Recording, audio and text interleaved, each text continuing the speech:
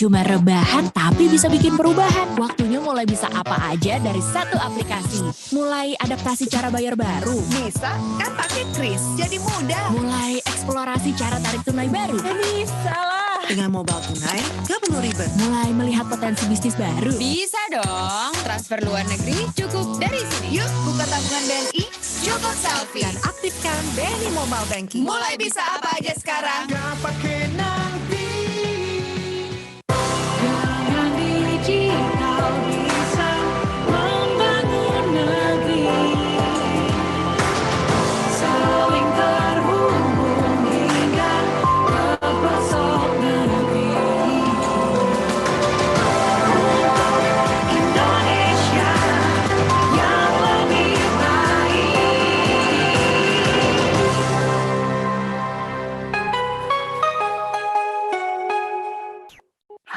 Kapan kita harus mulai? Mari tanyakan Mas Iqbal. Tunggu hari baik 1 Januari 2112. kali. Berani mulai investasi sekarang. Invest saham atau reksadana Di satu aplikasi ajaib.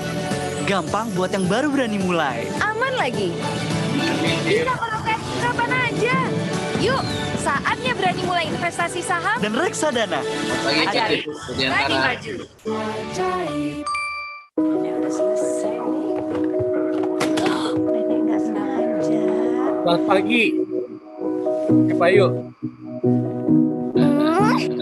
Hai Ibu, saatnya nih wujudkan rumah impiannya. Pagi. Pagi, Chief. Ada program Wish for Sehat. Home dan Sinar Masbek. Ini nih promo-promo Bayu. Wish for Home periode terakhir, mulai dari kafling, rumah, sampai apartemen. Yuk wujudkan rumah impian Anya. Hello, and welcome to our corporate video. Companies around the world have been through several challenges. Some of them prevail and manage to conduct world-class business activities, while the rest are currently struggling with their day-to-day operations. We believe those could be enhanced through a solid system, a system so well-made and efficient to the level where the ordinary companies will grab an opportunity to implement world-class productivity system.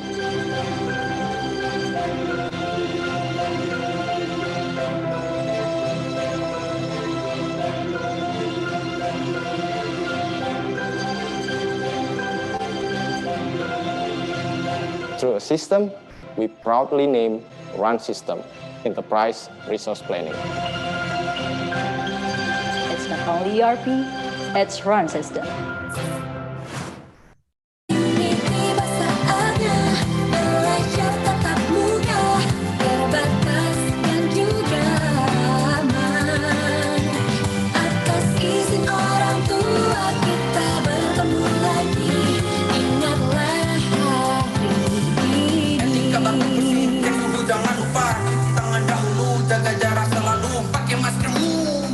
Kombinasi pembelajaran berkualitas yang aman juga nyaman bikin orang tua makin tenang.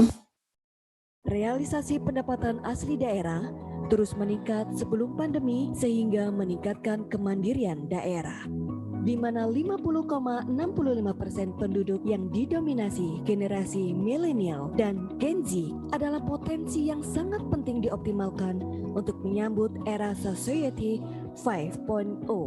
Pemerintah Kota Malang tak henti-hentinya terus menata dan mempercantik wajah bumi Arema. Salah satunya penataan kayu tangan sebagai ibu kota heritage Malang Raya. Here we are, a place for you to learn, find solutions, and develop knowledge and skills in business and management. We provide you with the methodology of case study prevalent in the academic and business world. So if you want to be fast, sharp, and relevant in business management, believe in yourself, believe in us, because now is your time. Dengan inisiatif transisi energi, Pertamina menyediakan energi bersih ramah lingkungan untuk melindungi hijaunya bumi. Hangatnya sinar matahari, melimpahnya panas bumi, memenuhi kebutuhan energi dengan menekan emisi. Ayo bergerak bersama menjaga lestarinya alam demi masa depan bumi kita. Pertamina, energizing sustainable future, energizing you.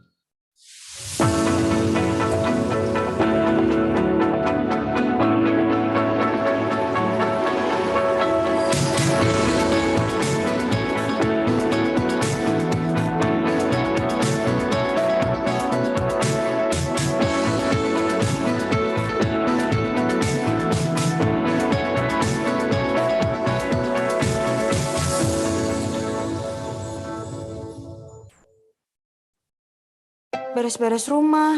Duh, capek banget. Masih harus masak lagi.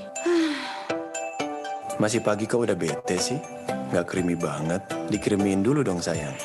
Pakai creamy latte. Hanya creamy latte, paduan kopi pilihan dan susu New Zealand. Rasanya lembut, creamy banget. Bikin aku creamy lagi. Ini rahasia ikatan cinta kita. Creamy latte setiap hari. Creamy latte. Kalau nggak creamy, Dikremin aja.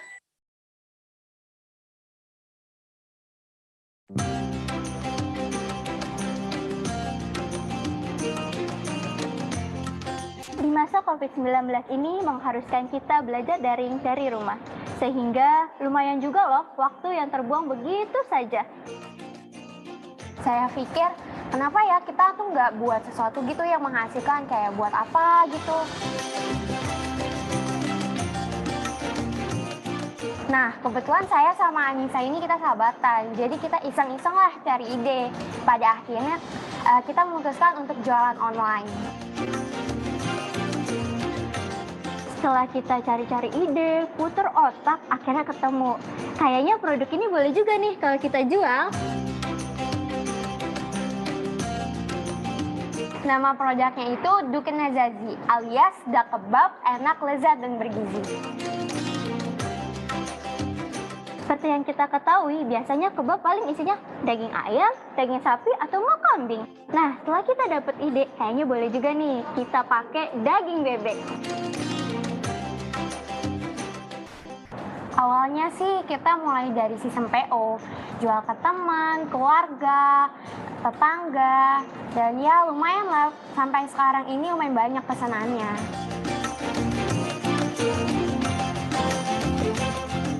Semoga usaha ini terus berkembang dan semakin lebih besar, walaupun kita bekerja sambil berkuliah. So, berawal dari passion, memulai hal yang kecil, dan untuk jadi lebih besar.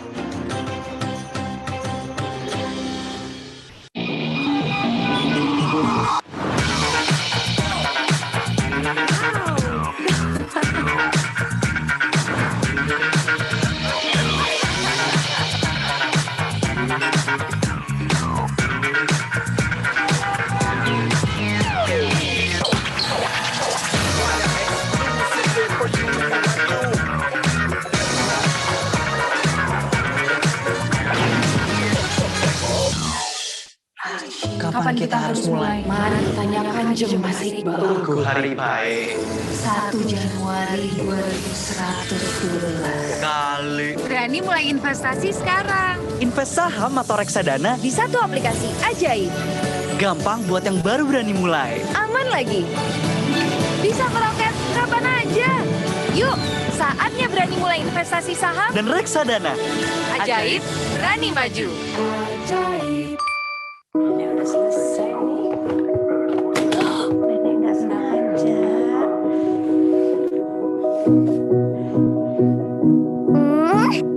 Hai Ibu, saatnya nih wujudkan rumah impian Anya. Lihat deh, ada program Wish for Home dari Sinar Maslen.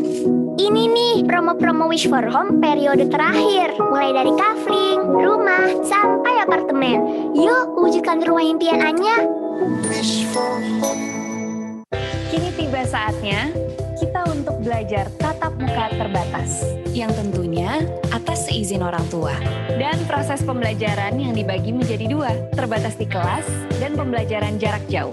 Yuk, jangan lupa untuk selalu menjaga protokol kesehatan dengan menggunakan masker, mengecek suhu badan, dan mencuci tangan sebelum masuk kelas. Kombinasi pembelajaran berkualitas yang aman juga nyaman, bikin orang tua makin tenang.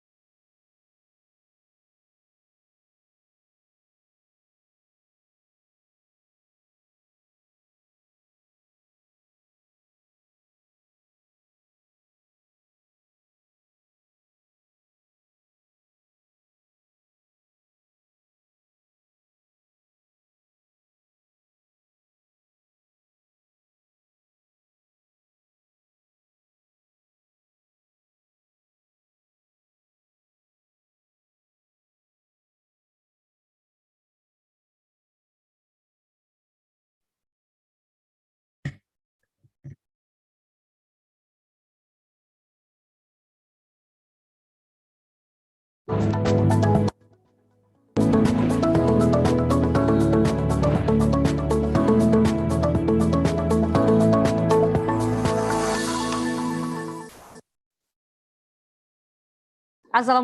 warahmatullahi wabarakatuh. God's blessings be upon us all. Shalom, Om Swastiastu, Namo Buddhaya. Good morning, ladies and gentlemen. Welcome to virtual conference, Indonesia Economic Outlook 2022. This is our last day of our 4-day virtual conference. We started this virtual conference since Monday, November 22nd, until today, November 25th. And here with us, we will also launch the Indonesia Digital Infrastructure Report, organized by BeritaSatu Media Holding. And I'm Julie, will be your MC, and allow me to greet our keynote speaker and our resource people. The Honorable Bapak Johnny Plate.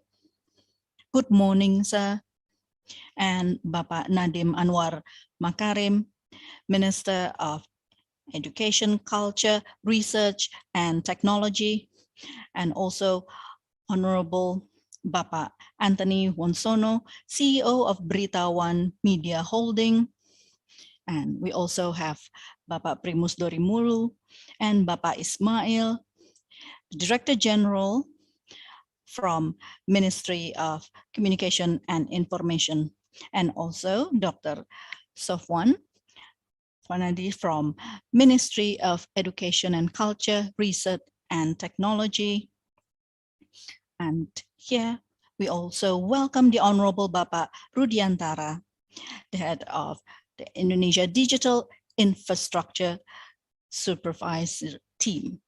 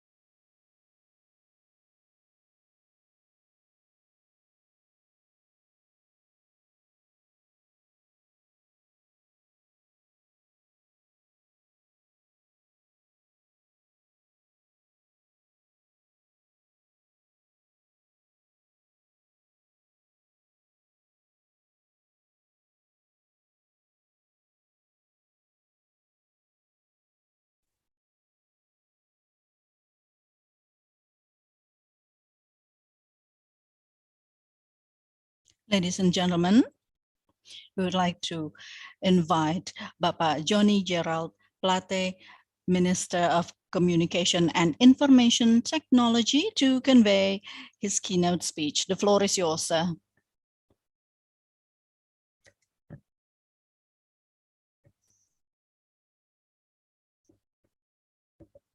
Assalamualaikum. Shalom. Om Swastiastu, Namo Buddhaya. God's blessings be upon us all. Good morning, ladies and gentlemen. The Honorable Deputy CEO BeritaSatu Media Holding, Bapak Anthony Wonsono, and the Honorable Chief Editor of BeritaSatu, Bapak Primus Dorimulu, and the Honorable Bapak Rudiantara, and the Honorable Bapak Ismail, and the Honorable Professor Nizam, the DG of Higher Education from Ministry of Education and Culture, Research and Technology, and ladies and gentlemen. Technology is an integral part of our everyday life, including in the Industrial 4.0. We have seen many breakthroughs in digital era, and it becomes a fuel for us to accelerate other sectors as well. And even though we're still in the midst of pandemic, this become the tipping point or the critical point for us to adapt into digital era. And now the utilization of digital technology does not open only opportunity to make efficiency and more efficient work, but it also makes us to be able to survive here. And from various surveys, we found that private sector who conduct digitalization process, then they will increase their productivity. And there's 20% more companies turn into digital. This is the report from McKinsey. And also, UN report also underline the adaptability of the people who use digital technology. They use this to achieve sustainable development. And SDG, as stated by UN, covers emergency response as one of the point. And here, data is an important part for us to make quick decision. And there is a global data, and we predict that it will be increased 100 million zettabyte, and 30% of that total data will be generated in real time.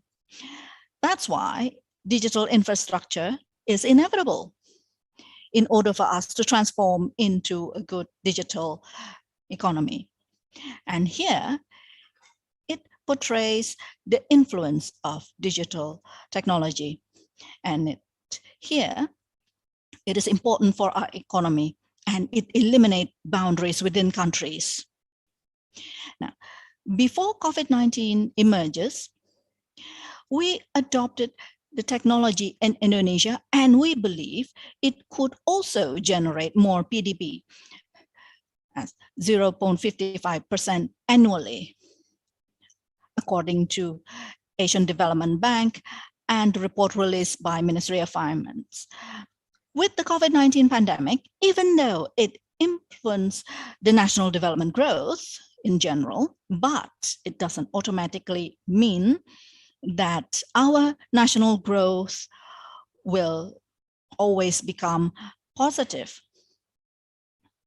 Since this pandemic started until first semester of this year, the number of digital users in Indonesia have grown significantly, more than 21 million people. And 72% of them originated from non-major cities. Digital era also gives us optimism.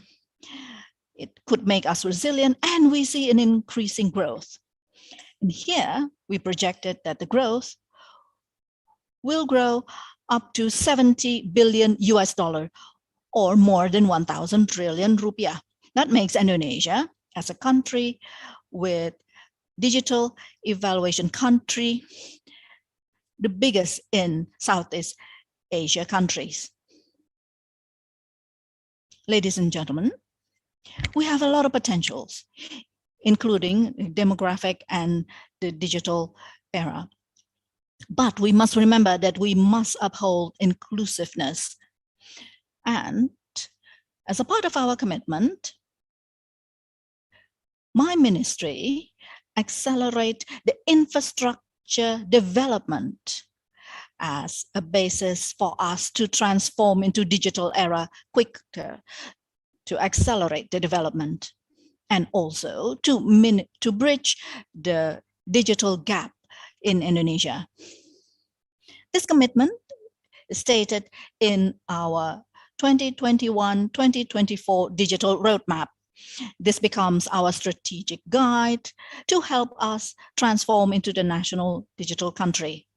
We have several pillars, such as digital infrastructure. And here we have several main initiatives covering digital infrastructure, such as to increase the access of 4G in remote areas. And here we increase the number of BTS tower and also the satellite palaparing.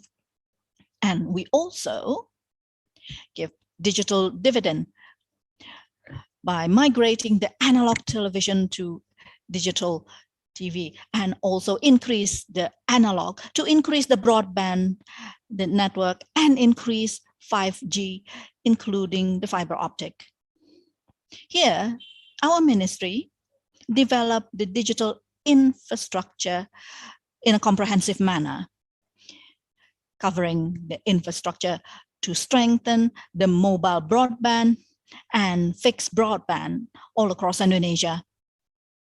One of the efforts is through analog switch off from analog television to digital television. And we anticipate this will be completed by November of next year.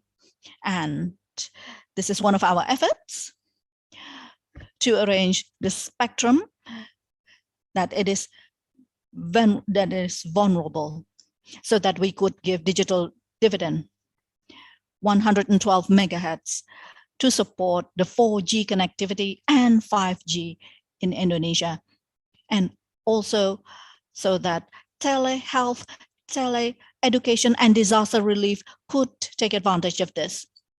We also have fiber optic, and this will become the backbone of our national connectivity. And here we have more than 12,000 kilometer palaparing fiber optic to support our communication system. This is a part of 342,000 kilometers of fiber optic that we have on land and beneath the sea. And here we will also build Palapa integration starting next year until year 2024.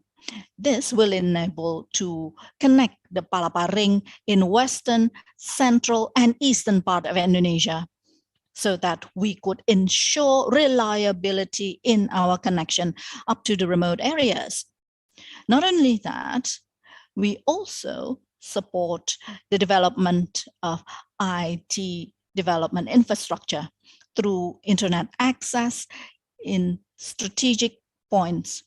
And until the second quarter of this year, we have more than 11,000 points where you could access the internet, provided by my ministry through BL Bhakti, covering 4,000 schools and other education facilities, and then more than 3,700 health facilities and thousands of offices in Indonesia. BeritaSatu satellite, we plan to launch this on third quarter year 2023, will also increase the coverage of internet up to additional 150,000 points. And again, we will prioritize on remote and border areas. And here in my ministry, we also develop the national database to integrate more than 27,000 servers and database points, covering 4,000 existing applications utilized by the central government and regional government. Here, we use tier 4 or the highest tier will be conducted in 4 locations: Bekasi, Batam, and then in the new capital of Indonesia and Labuan Bajo. We plan to do this so that the national database, which will be in Bekasi, could be supported by the storage 40,000 terabyte, and it could be operational in the fourth quarter year 2023. And then year 2024, the second national database will be completed with same capacity. And we are working towards this, and hopefully it could run as planned. For the time being, the third point for database in Labuan Bajo and also the new capital of the country here will be operational year 2025. And now, ladies and gentlemen, the digital development infrastructure, we could find it almost anywhere in Indonesia. For example, in the government structure, we facilitate government when they drafted the regulation and various policies, because we need primary data analytics. And here, it will also accelerate the usage of electronic-based system, or ESPDE, and to create one data for Indonesia.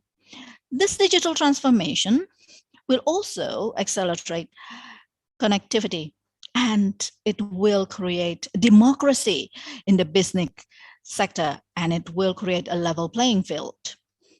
Here, the digital technology will be enabler so that the economic growth would be optimum, especially for 64 million SME owners, because we realize they are the backbone of the national economy, so that they could have adequate access when they are on board the digital platform.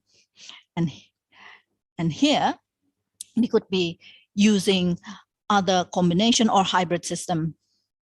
And here, it shows that there is a significant increase of user in digital platform. And we've taken several steps, including engaging in partnership in G20 forum. Indonesia will be the chairman of G20 conference next year, starting December 1st,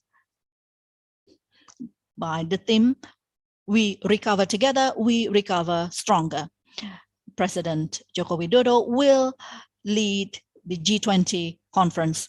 And here, Indonesia support the constructive collaboration, including the digital agenda, and through digital working group in WG. There are 3 priority issues that will be conveyed next year. First, the connectivity and also recovery post-COVID-19. And then second, to strengthen digital literacy, and also cross-border data flow and free flow data flux. Ladies and gentlemen, we have made several breakthroughs, and we will continue to do so. And we could leave behind anyone who are not ready and non-adaptive towards this change. That's why collaboration between the government, the industry, media, and all components of the society is crucial to make sure that Indonesia is ready for digital nation that is resilient and reliable. I give my utmost appreciation to the launch of Indonesia Infrastructure Report in this Indonesia Economic Outlook Year 2022, organized by BeritaSatu Media Holding. This is indeed a constructive event to support the transformation of our digital nation. So I urge you to intensify the synergy so that Indonesia could be well connected and prosper further. Thank you so much. God's blessings be upon us all. Shalom. Om Santi Santi Santi Om. Nama Budaya.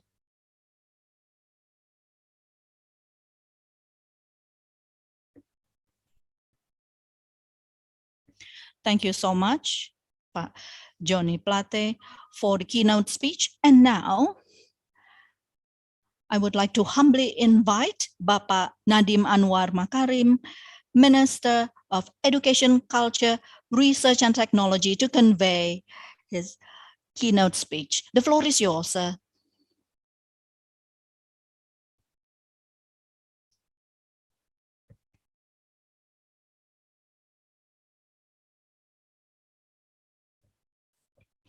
Assalamualaikum. God's blessings be upon us all. Om Swastiastu. Namo Buddhaya. Rahayu. The World Bank predicted that digital economy in Indonesia will develop 8 times more by year 2030. And currently, we are lacking millions of digital talent so that we could transform our country to a digital nation. My ministry convinced that we could cover this gap if we could have a drastic change in our system. And we are working through priority program like Merdeka Belajar and turning schools into digital and including campuses. And we are focusing on 2 initiatives. First, to distribute various IT like laptop, internet router, and projector. And second, we use IT platform to assist teachers so that they could increase the quality of their teaching material. And here we have program Guru Belajar and Berbagi. This is a platform for teachers to share their experience and lessons learned. And teachers could also share their modules and lessons teaching material. And there are more than 1.1 million subscribing to this platform and covering 200,000 posts in this platform. Apart from sharing teachers, we also have SIFLA platform to help principal in their procurement activities for their school. So it is safer and more accountable. And this also support SME, so they could provide the logistic for school so that it could also revive the economy. Even though there are so many schools and teachers and principals benefit from this platform, we will continue with this innovation. We will soon launch application to support teacher to develop their teaching and also their career path. We are preparing to make our students as digital talent. And also we give opportunities for college students to learn for 3 semesters outside of their major. And Campus Merdeka will help them. And this is our flagship to support digital talent through internship and also the study program. All of this, we will invite all companies for this intern so that this new talent will have the experience working in their company and in serving society. There are more than 200,000 college students in this internship, and they are a part of this flagship. And there are tens of thousands applying for other Campus Merdeka program. And we are preparing also additional budget so that more college students could participate in this program. And we could close the gap regarding the digital talent. We want to prepare our students so that they could build Indonesia and achieve Merdeka Belajar and Campus Merdeka. Thank you so much for your kind attention. Om Shanti Santi Om. Namo Buddhaya.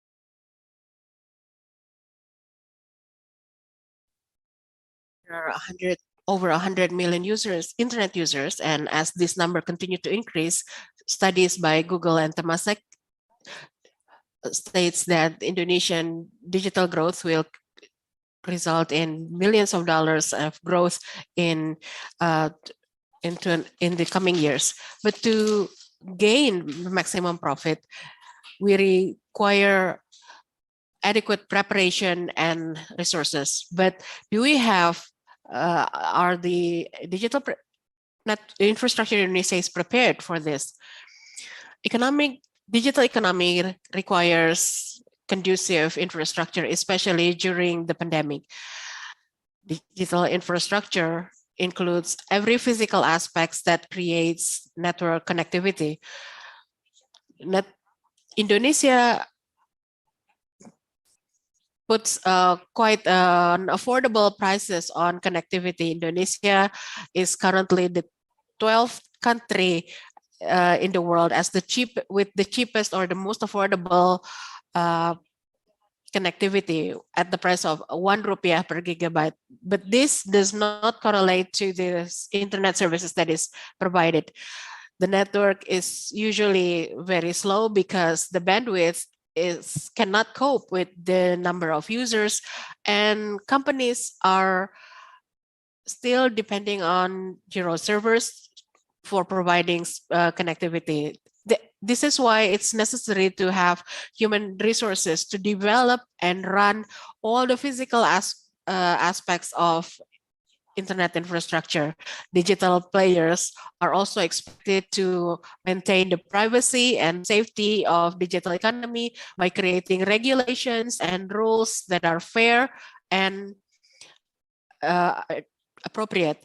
So do we have the appropriate talents who understands the nitty-gritty of digital infrastructure? Minister of Communication and Informatics, G. Plate, said that we are now lacking human resources that are able to develop this digital infrastructure because of the lack of education. And companies have been lax in reskilling and upskilling their employers.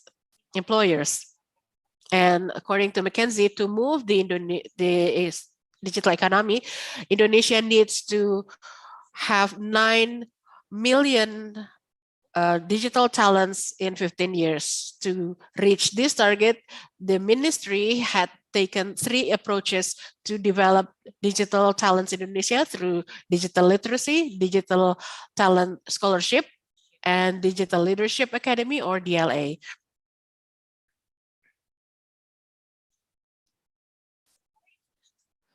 Indonesia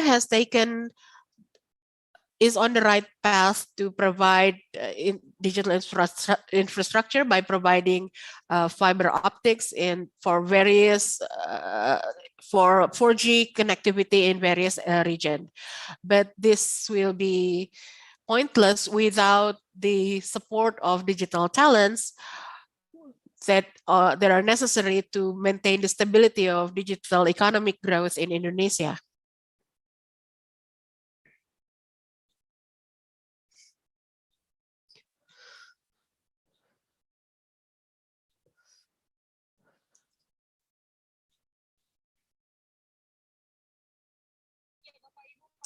Ladies and gentlemen, we will also launch the Indonesia Digital Infrastructure Report. So I will be inviting Minister of Communication Information, Johnny Gerald Plate, Minister of Education, Culture, Research, and Technology, Nadiem Anwar Makarim, and Mr. Rudiantara, Chair of Supervisory Team of Indonesia Digital Infrastructure Report, to be prepared in front of their respective cameras to launch the Indonesia Digital Infrastructure Report. And let's begin now. 1, 2, 3.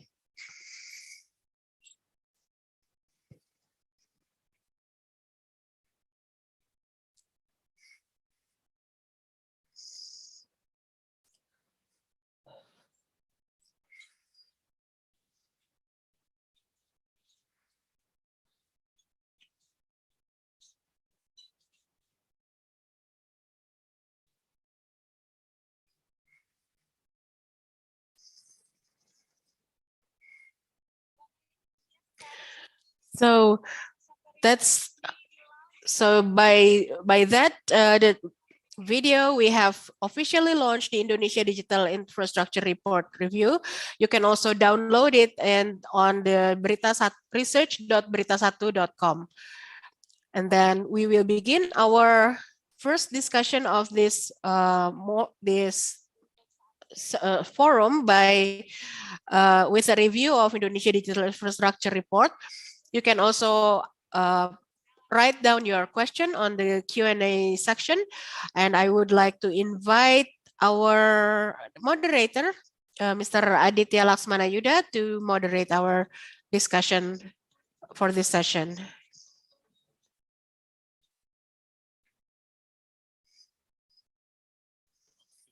Thank you, Julita. Good morning, ladies and gentlemen, the participants on the launching of the Indonesia Digital Infrastructure Report, which is initiated by BeritaSatu Media.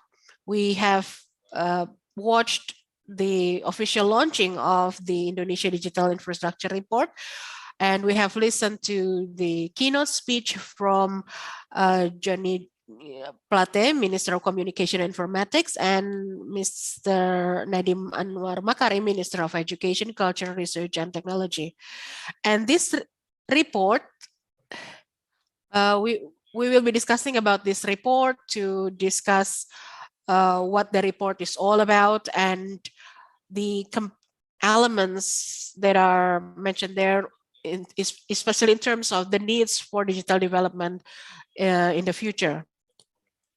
We will be hearing from BeritaSatu research on the report. And with me today, we have Anthony Wonsono, Deputy CEO of BeritaSatu Media Holding. Good morning, Mr. Anthony. Thank you and congratulations on the launching of Indonesia Digital Infrastructure Report. Next, I would like to welcome Director of Resources in the Higher Education Directorate and in the Education Minister is Pak Sofwan with us today, Mr. Dr. Muhammad Sofwan Effendi. He's not with us now. And then I would also like to welcome Mr. Ismail, Director General of Postal Resources and Infrastructure in the Ministry of Communication and Informatics. Good morning. Thank you for joining us, Mr. Ismail. And also for our discussion, we have invited the 5 supervisory team. They are ITC experts who have been assisting and monitoring the compilation of the Indonesian Digital Infrastructure Report, and their feedback had provided us with a new an overview of the future need of Indonesian digital economic growth. First of all, I would like to welcome Rudiantara. Good morning. I hope everyone is doing well. Mr. Rudiantara was the Minister of Communication and Informatics from 2014 and now the CEO of Vale Intara. And then Pak Ono is one of the our expert in digital effort, and he is a professor in he's also a digital technology professor in Tangerang. And then we have Pak Alex Sinaga.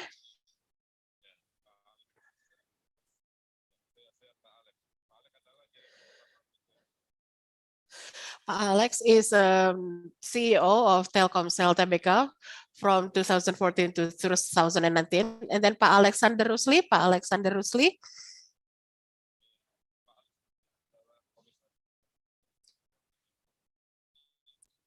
He is CEO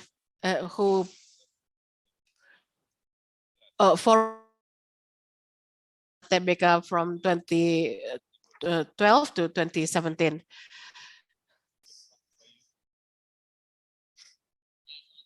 Okay, good morning and congratulations on the launching of Indonesia Digital Infrastructure Report.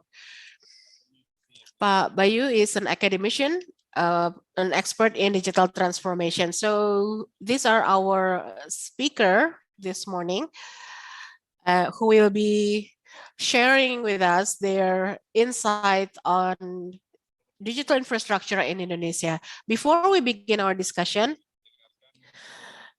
I'm going to ask the supervisory team for their insight.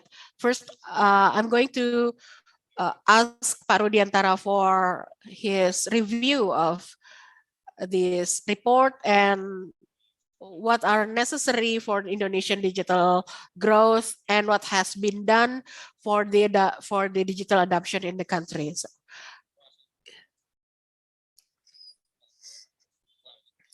Assalamualaikum warahmatullahi wabarakatuh.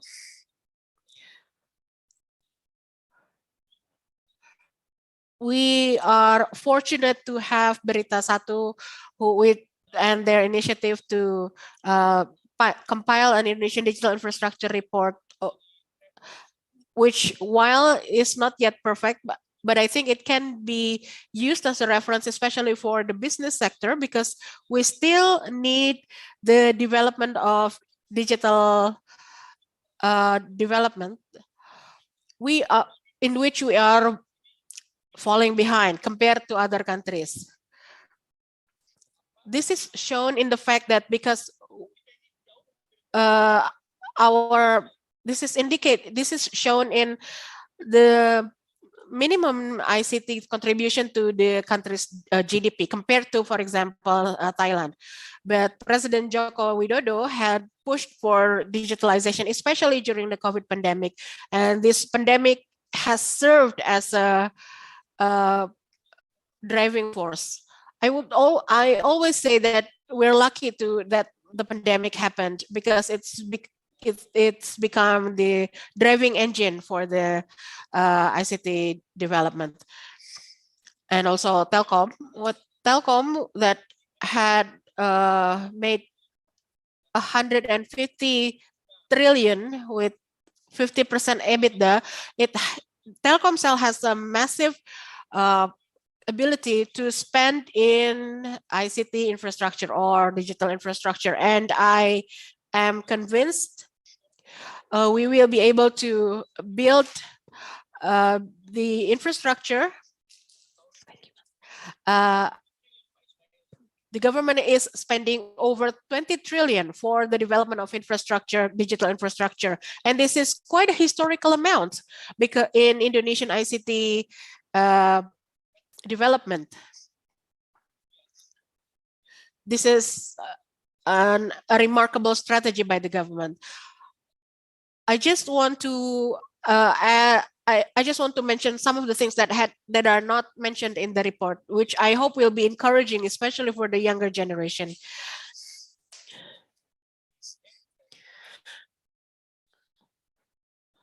So there are three things: DNA, in terms of application, so we want to know how many foreigners are using these applications that are developed in Indonesia. In 2021,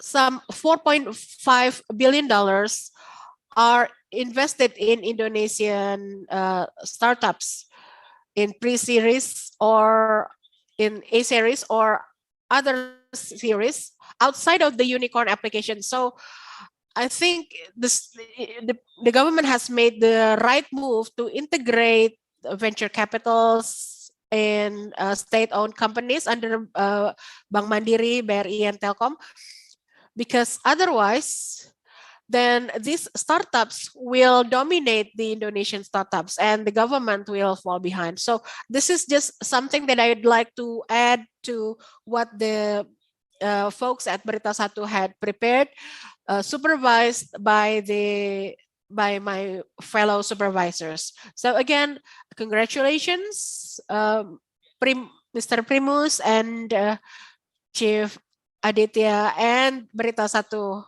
in general. If you can give me a hard copy, or I've already had the soft copy, but I hope that I will get a hard copy with your signature. But I think it's important to get the signature of all the supervisors and Pak Primus as well.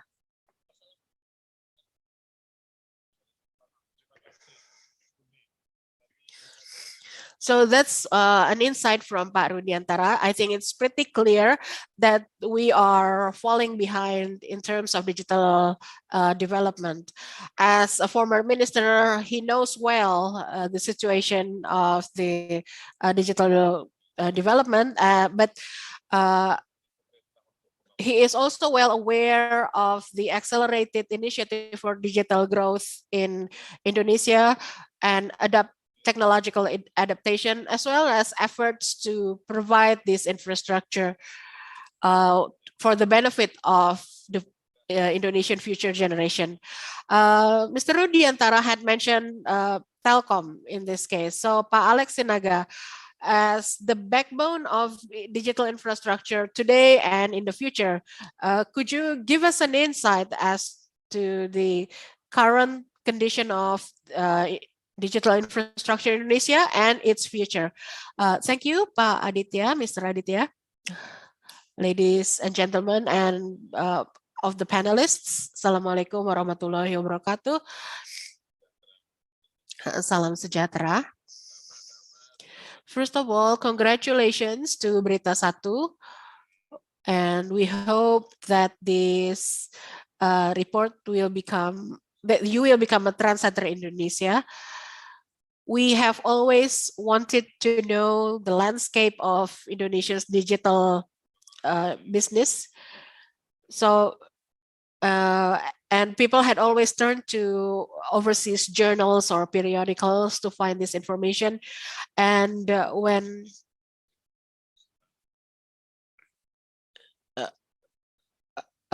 people might discount some data and make them less lucrative, make the landscape looks less lucrative.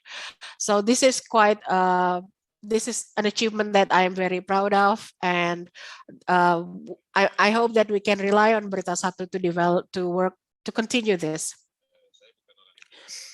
I'm not a Javanese, I'm of the Batak ethnicity, but I think there is some benefit in that.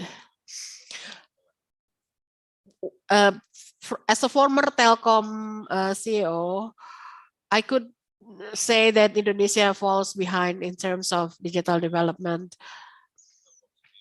And this is partly due to Telkom's capability, particularly its financial capability to build aggressively.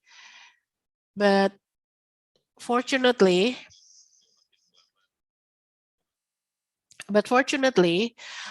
the more advanced the technology gets, the cheaper it gets. And once Telkom is prepared to launch a more aggressive development program, the technology required is now cheaper. I share Pak Rudiantara. I think Pak Rudiantara's sadness is now overcome, because I am now optimistic that in terms of digital infrastructure,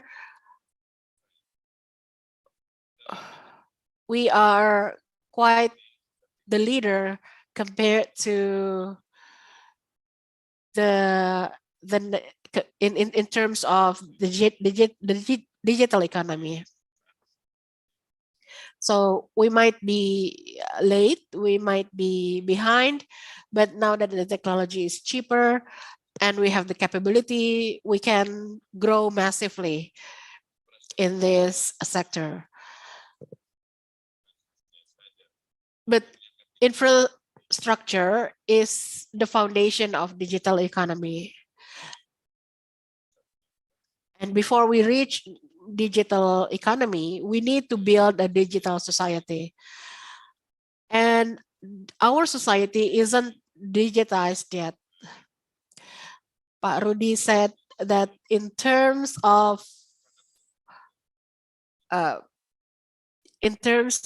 the domestic investors who are the drivers of development, we are still behind. So this report by BeritaSatu, I think next you need to focus on educating the investors so that they understand and will be interested to choose to play or to invest in the digital industry. Pak Rudi said that the majority of investors for our unicorns are overseas. It's not that we don't have investors in Indonesia, but they don't understand yet. They don't have the sense and trust and a positive outlook on the digital economy. So this report may serve as the initiator of a snowball effect, which will become a sort of a campus for writers in the digital sector, so that education of every stakeholders, those that are left behind, especially the investors and the public, can be educated. Our public is quite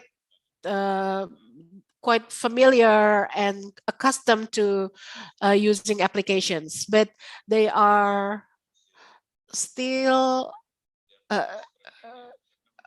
in need of education in terms of investment or investing in digital infrastructure. Because maybe it's just a matter of visuals. Maybe the information is out there, but it's not packaged in a way that is appealing and interesting to read. So I hope that this report will become an ongoing initiative that will reach the investors so that we can leverage the potentials that we have in Indonesia to create the scale of digital economy that we are aiming for. So thank you so much again for the invitation, and congratulations, BeritaSatu, on the launching of Indonesia Digital Infrastructure Report. And hopefully, going forward, the analysis will be used by various stakeholders, especially the investors. Assalamualaikum warahmatullahi wabarakatuh. Thank you, Pak Alex Sinaga, for your input. This is our initial effort, and there is still room for improvement to meet the need for digital economy information, so that this report becomes not only a report on the infrastructure, but also serves as a guideline for investors.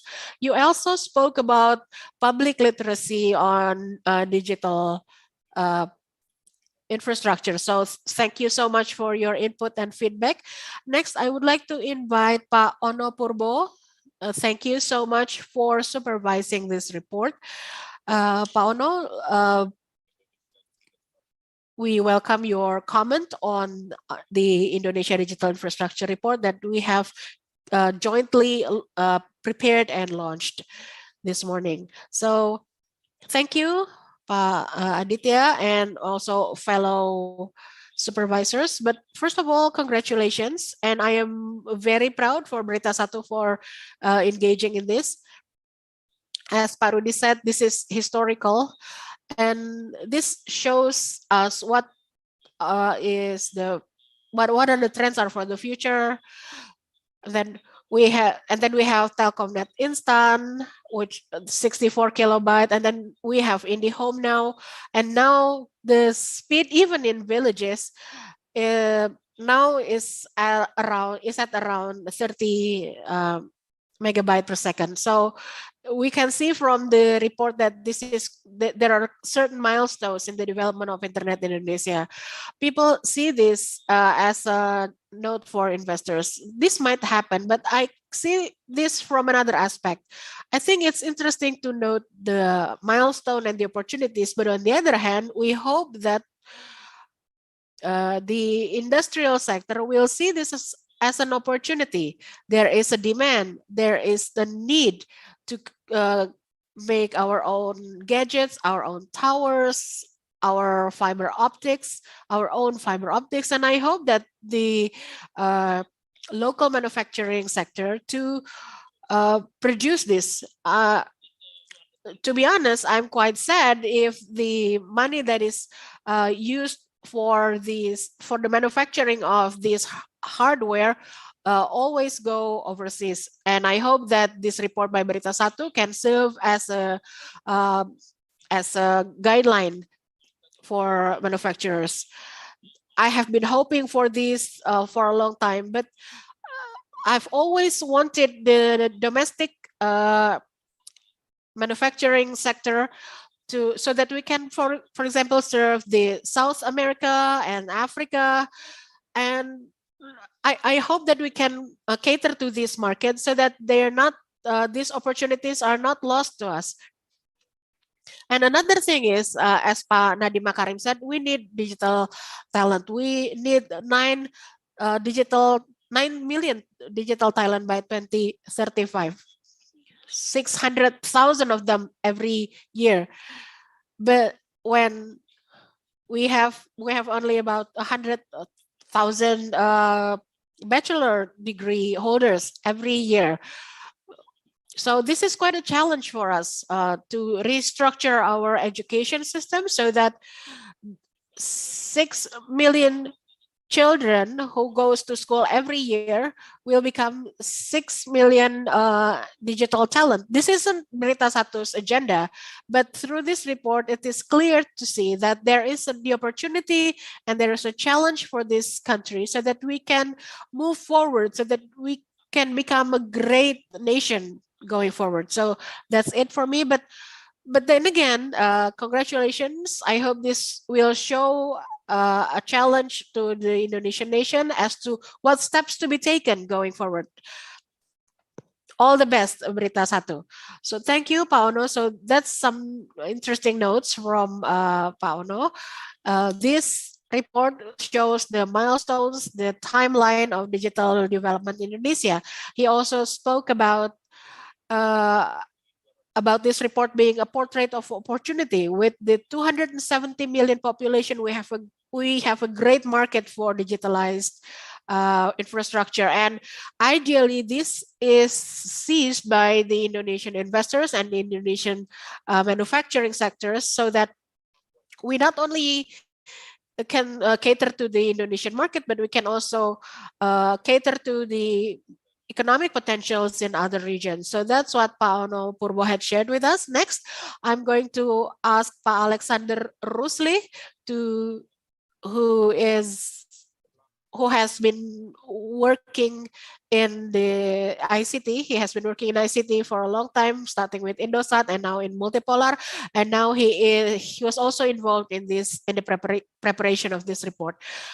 Okay, thank you, Pak Aditya. So first of all, as the others would say, I would like to congratulate BeritaSatu for the launching of this book. I also would like to congratulate you because the result is better than what I expected, because in the beginning, when the journey of the book was prepared,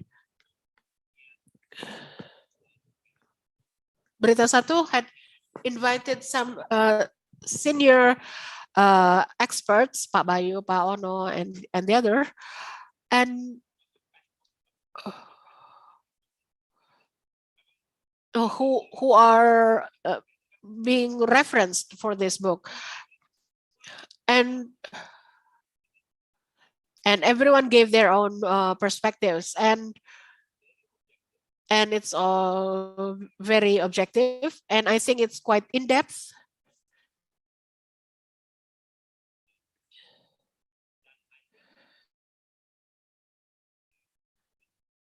And I think it has a balanced portions of opinion and fact. And I think it's quite clear here which parts are facts and opinions. I think since with your journalism background, you can differentiate where where something is a fact and when something is an opinion. But due to the limit of the scope of the report, some of the discussions had to be set aside for maybe the next report. And as the other supervisors had said, we are looking forward to the next book, the next report, and we need it to be a follow-up of the first book, and it has to be more detailed. So 70 to 80% of this book talked about infrastructure, hardware, but the software part has not been adequately covered. And for foreign or domestic investors, they have to see both sides of the platform, because without the infrastructure, people would not invest in it, because who's going to do it, who's going to finance it? And without the software, nothing can go as planned. So again, congratulations, this is a good job, and this had come up better than expected.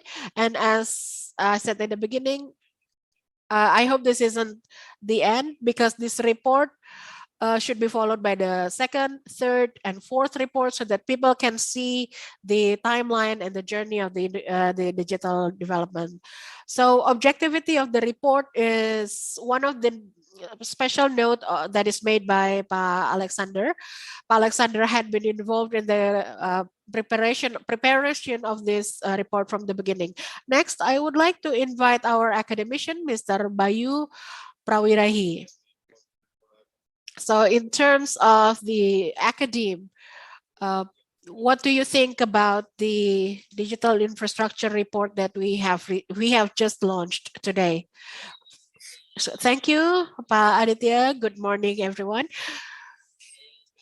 Again, I would like to join the others in congratulating the Indonesia Digital Infrastructure Report. And I think this is one of the real contribution of one of the components of the pentahelix that are necessary for the future of the country. The government, the academician, the media, and the business sector. And this is BeritaSatu's contribution that can be used by the other 4 components of the pentahelix. So this is probably why you have 5 supervisors to reflect the 5 sides of the helix. So in this report, we see a lot of numbers, a lot of facts, and there are things a lot beyond the numbers. We might get lost in numbers, but some things that are not shown yet in the numbers is quality. So 4G coverage, for example, 4G coverage is almost 100%, but there are still some blank spots when we travel, for example. Another important issue, as Pa Aditya had mentioned, is in terms of from the viewpoint of an academic, I'd like to focus on the human resources, because we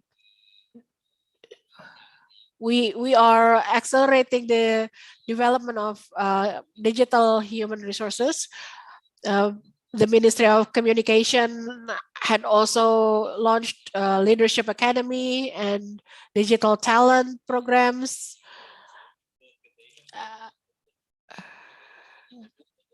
And the programs have been good. And in this report, we can see that 49% of Indonesian population have basic digital skills. 25% have standard digital skills, and only 3.5% have advanced digital skills. This 3.5% is quite a significant number, considering we have 279 million population. So the number is quite large. But the question is, how do you define advanced digital skills? So this is something that we need to look into, not only to be criticized, but also so that we know where we need to upgrade it, so that we can get not only more digital talents, but also more qualified ones. We also need more better human resources for digital economy, for the construction, for the business side. So I hope that we not only focus on the development of the digital talents, but we also focus our education on other issues by digitalizing the education in other sectors. I put my trust in the Ministry of Education, because as President instructed, which is the 5 steps of digital acceleration, is to prepare a roadmap for digital transformation for strategic sectors, including education. So if we can analyze the roadmap from various strategic sectors, it would be easier for us to collaborate, to cooperate, to accelerate digital development of the country. The Minister of Communication had done a lot, as this report had shown. For example, in the acceleration of national data center, and then preparing digital talents. And this report will help us to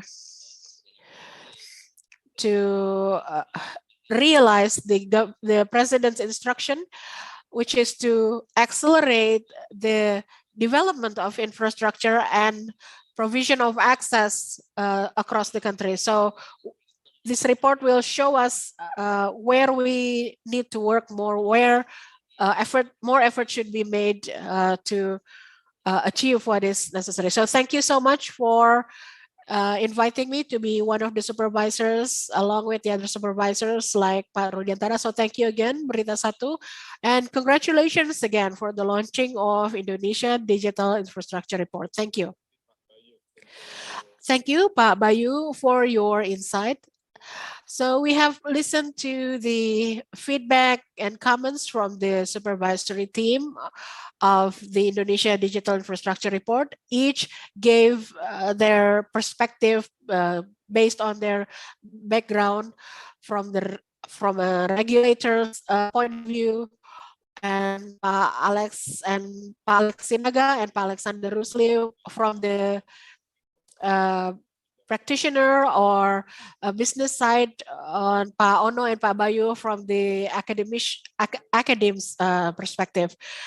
And from these comments, we can trace a common theme, which is we are all waiting for the next report from BeritaSatu Research to give additional or follow-up reports on digital adoption in the country. This is now initiated with the digital infrastructure report.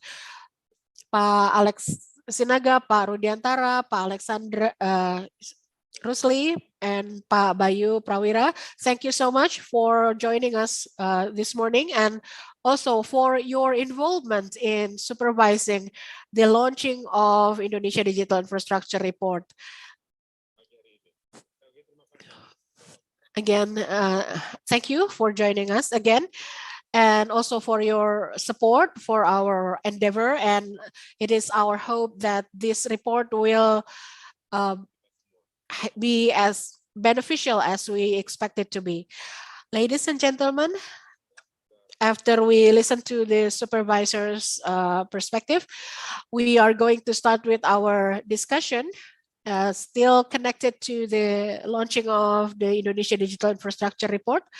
With us now are Mr. Antoni Wonsono, Deputy CEO BeritaSatu Media Holding, as the entity that published this report. And then Mr. Ismail, Director General of Postal Resources and Infrastructure, Ministry of Communication and Informatics. And Mr. Muhammad Sofwan Effendi, Director of Human Resources in the Directorate General of Higher Education in the Ministry of Education, Culture, Research, and Technology. So thank you for joining us this morning in our talk show. I would like first to ask Pak Antoni Wonsono about the publication of this report. Pak Antoni, the basic question is, why BeritaSatu initiated this report and why this report is necessary? Before I begin,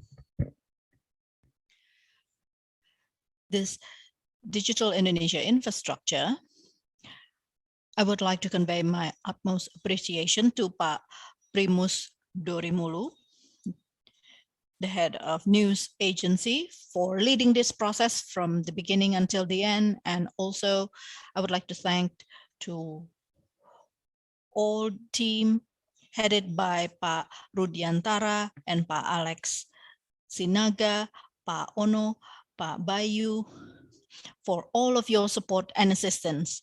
And I also would like to convey my utmost appreciation to the writers team. We have new division, BeritaSatu Research. And for the past 4 months, this team worked tirelessly, collect all the data, analyze them, and conducted many interviews like Ibu Anastasia, Pak Andika Nur Perkasa, Pak Akbar. And the one who should be sitting here is the head of research at BeritaSatu, Beyond Disara. He started this process around the month of May or June, and at that time, is a single fighter working alone, covering 100 pages. But then as time went by, after 1 month, then we added more team members. And Pak Hyper Maulana, he compiled this report together.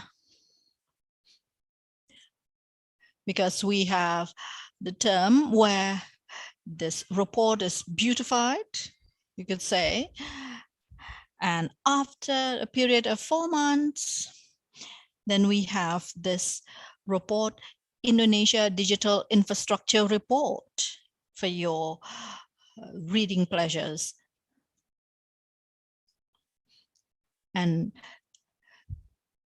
that's the purpose of our vision and mission. We want to build BeritaSatu Research Division because we see there are a lot of research conducted on Indonesia, but most of them are done by international organization, overseas agency. Now, that doesn't mean that they are lacking in any way, but we think it's time that we have a national institution, national organization that could do similar analysis, similar report just as good.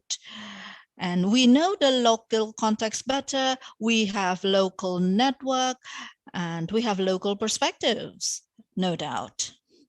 Now we could enhance this further and enrich the report. And every time we hear this, how we are longing to have regular reports such as this. And in the past 1 week, we engaged in discussion with Dion, and I know that in his head, he's thinking constantly, next year, what sort of topic that we could go more in depth, and how can we make this report better over time? So here, Pak Antoni, you answered the question from Pak Rudiantara. We are ready to publish next report and also making or adding more element to it to make it richer. Yes, and we will not only write about digital infrastructure, but we will also go into other sectors that we consider crucial for Indonesia. For example, health sector, education, environmental and climate change issue. Those are priority issues that we will focus on. But going back to digital infrastructure report, we see that everyone is talking about digital economy. Many reports cover digital economy. But when we're trying to find out who have collected all the data in order for us to understand the infrastructure digital system, we couldn't find it. And we've got a copy of the report from ADB, McKinsey also. They release a short paper, and when they release it, it's only bits and pieces, not a comprehensive report. So here we see that we need a backbone for digital information, digital platform. And when we want to know more about it, it's not available. So here, in the past 5 to 6 years, we've seen incredible development from the launch of Palaparing satellite and then various efforts. So the growth is actually already significant, even though maybe we started a bit late, but we must admit that the government cannot do this alone. So that's why we're hoping we could provide a context, we could open more eyes about this significant growth in Indonesia. That's why we provide this report bilingually in Indonesia version and English, so that the people, the readers, know what are the obstacles, so that we could transform this digital economy to more than 145 billion US dollar. And this is only by the year 2035. But we want to have bigger dreams for the future. And then the innovation in digital world will be even more significant, and innovation will come even faster than before. Here, and we don't know how far it will go. It's like sky is the limit. And that's why I'm delighted and I'm very proud of our team for being able to produce this report. I know that we are still lacking here and there, but I'm indeed very proud, and we have good intention to release this to the public. And as time goes by, we will enhance our team, increase its capability, so that in the near future we could produce even greater report. And then I want next time Dion Isara sitting in this chair explaining this to you instead of me. I see. Well, from your explanation, why BeritaSatu Research Division released this report? And you answered that because the majority of the report are dominated by foreign agencies, foreign organizations. And of course, they include their interests there. So we need a balanced perspective. And here, we believe that local players, including BeritaSatu Research Division, could participate, so that this report could be another ladder for us to increase our knowledge regarding the digital framework. And I believe that we could gain a lot of benefit from this report. And now, next, the general review regarding this report and what are the highlights of this report. Well, first, our report could be downloaded in research BeritaSatu, and next week the link and research will be free, and then only for 1 week it will be free. Yes, you could download it for free starting now, only for a short time. And Pak Sofwan, of course, you and our speakers could give insight regarding soft infrastructure and hard infrastructure. But our digital infrastructure report, we divided into 2 big categories. First is the hard infrastructure. We talk about fiber optic cable, data center, satellite technology, broadband, analog switch off. And we also talk about 5G. And then next is soft infrastructure. And one of the board members also mentioned that hard infrastructure takes up 70 to 80% of the entire report. And here we're talking about the hard infrastructure, 20 to 30%. It doesn't mean that the priority lies there, but maybe because of our limited resources and also time constraint.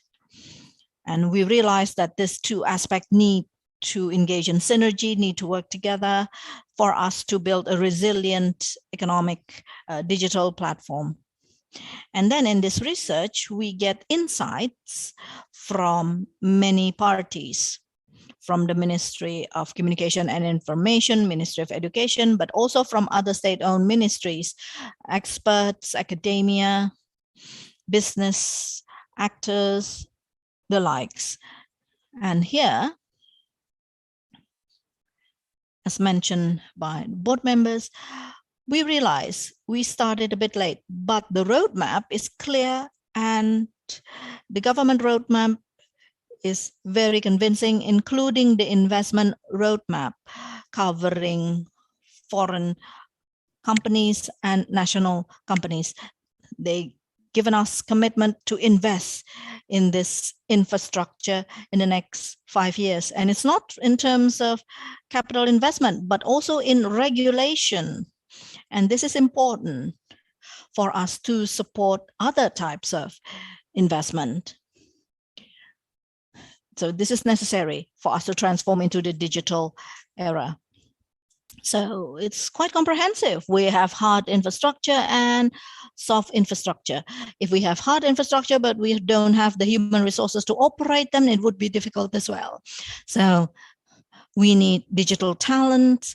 And in this report, we also heard from Nadiem Makarim and our board members that we must fulfill hard and soft infrastructure so that it is comprehensive.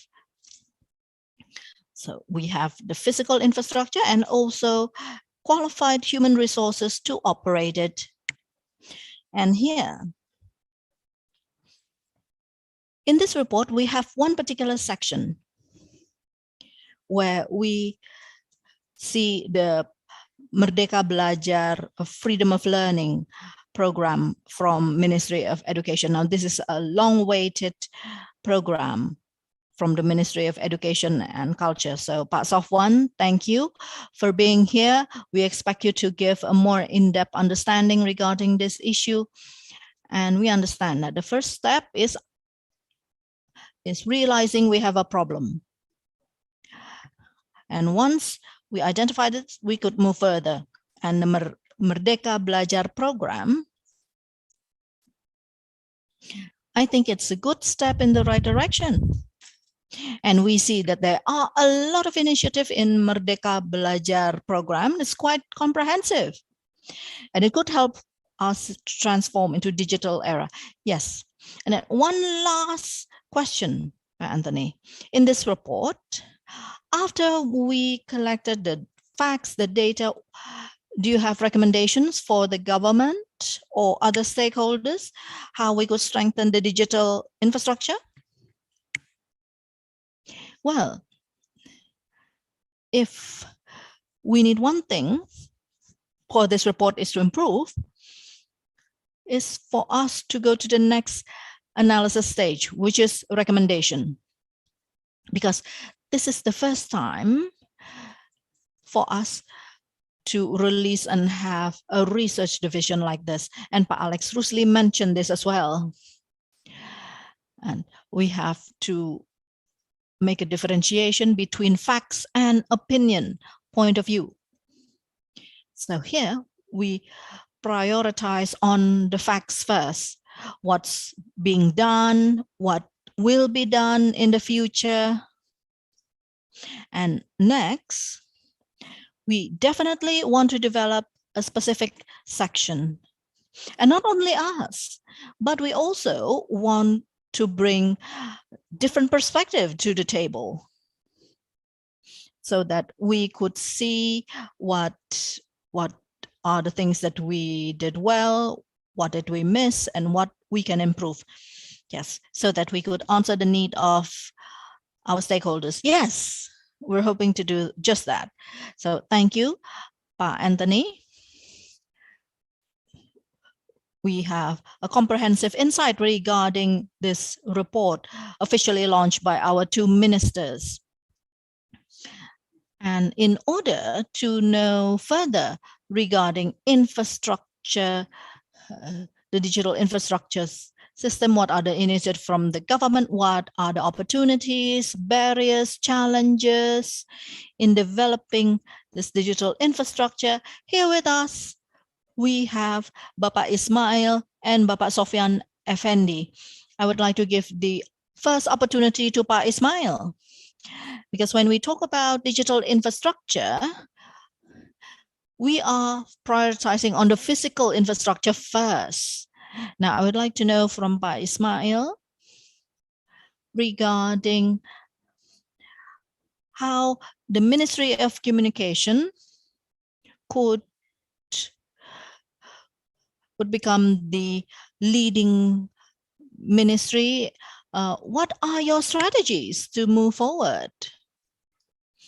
And as mentioned earlier, we started a bit late, but from Bapak Johnny Plate, it is mentioned that we have adapted and we accelerated our efforts so that we could no longer be left behind. And hopefully, Ismail could explain further what the government has done and plan to do. So 12 minutes for you, sir. Thank you, Pak Aditya. Assalamualaikum. Good morning. God's blessings be upon us all. So before we start, I would like to greet my seniors, the Minister of Communication and Information, Pak Johnny Plate, and Minister of Education, Bapak Nadiem Makarim, and also the former Minister of Ministry of Communication with the period of 2014-2019, Pak Rudiantara, Pak Alex Rusli, Pak Ono, Pak Alex Sinaga, Pak Sofyan. It's good to see you all, and I am honored to be here today in this important forum. And I would like to congratulate colleagues from BeritaSatu, to Pak Primus, Dorimulu, and other team members. For us, this report is crucial. We could use this as a reference to see how far, to what extent, what we can do. And here, most of the points already covered by Pak Johnny Plate. He mentioned about the scenarios and the strategic programs from Ministry of Communication. And here, I would like to emphasize certain points. First, the digital infrastructure is one of requirement if we want to become digital nation. So infrastructure and connectivity is crucial. We must have that before we could move on to other things. And the infrastructure covering three criteria. First, it has to be available anywhere. And then second, has to have good quality. And third, it has to be with affordable price. So all three must go together.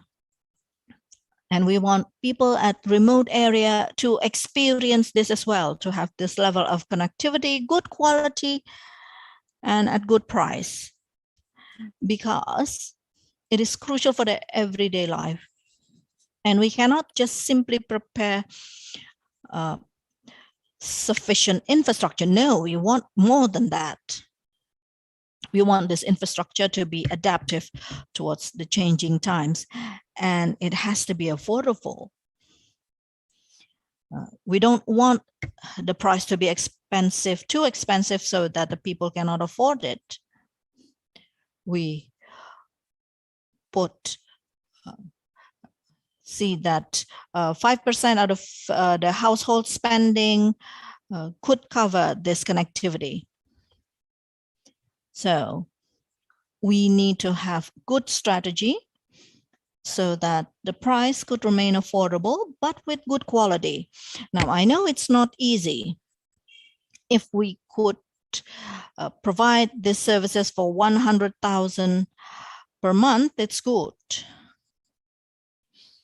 So for the operators, the provider, it's difficult to chip in with their investment if the price is a bit difficult. And then next, the strategies. Now, government need to become smart regulators, because we don't want the government to see this or miss this opportunity. And first, if we talk about availability, this is the basis. We don't want anyone left behind. So here, we have to reposition ourselves. Previously, we are waiting for the telecommunication to provide themselves, but we have to chip in. We have to allocate budget to build the infrastructure, especially in remote areas. We are covering more than 12,000 villages. Now, we started this from the period where Pak Rudiantara was still in the office, acting as the minister. And we want the facility is able for 4G network. So here we have increased the national budget and we want to develop this as well. But the purpose of our building this infrastructure is not to become the provider, no, to become the operator, no.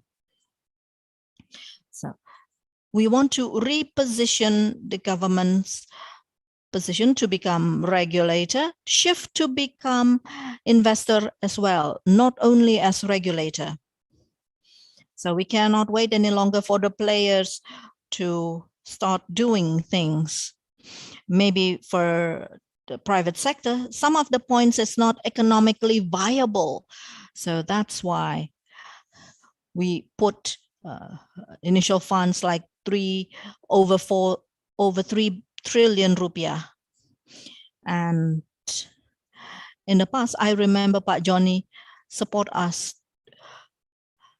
But now the government becomes investor. So we are honored, but at the same time, we are a bit worried because it involves a lot of money in our national budget. But here, we want this process to run smoothly. And then regarding policy and regulation, we don't want something that is quite fishy, meaning the regulation and policy do not support this effort. And we know that efficiency is the key. And here, we want the people to be able to do this. And here, we know that there are a lot of inputs, and our colleagues from the operator must reposition themselves to become digital operator. Now here, we must have adaptive and friendly approaches so they could transform. And then we opened up room for sharing for the infrastructure, and this sharing spectrum is available in our regulation. And by doing this, hopefully our telecommunication operators could be more efficient in building their infrastructure, so they don't have to compete with each other. But here, we want them to engage in more in-depth synergy so that it's not focusing on retail, but wholesale, so that telecommunication operators could put forward efficiency and the capex could be increased to build this infrastructure. And then the frequency spectrum, because over 90% we rely on mobile broadband. Now, this is the heart of the digital infrastructure. If we don't have the broadband available, then the telecom operator will have to invest a lot more, because the BTS tower have to be closely positioned with one another. So that's why we have to accelerate farming and refarming so that it is available and our telco operators could utilize them.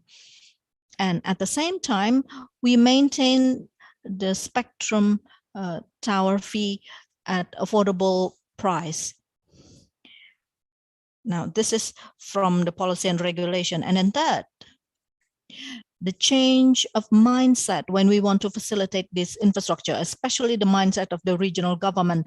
Now, it is important so that the capex provided to build this infrastructure could be conducted immediately. Now, the central government, including MOHA and the coordinating ministry of politics and security, we are working hard to change the mindset. Initially, the regional government may be prioritized to get the regional income, but now we want them to have the mindset. So we don't want them to have this old mindset. We want them to assist the telecom operator so that they could initiate the infrastructure development. And then fourth, we also would like to support consolidation. So if colleagues from the telco operator would like to reposition themselves, we want to help them with this process so they could complete it and conduct it in a good manner. So the competition is not overheating. So we could assist them so that the sustainability of the industry could be maintained. And then another thing, treatment over the top. Now, it's a bit difficult. The purpose is to create a level playing field. So it is the leveling play field is fairer for the operators. So this over-the-top treatment could be conducted in Indonesia.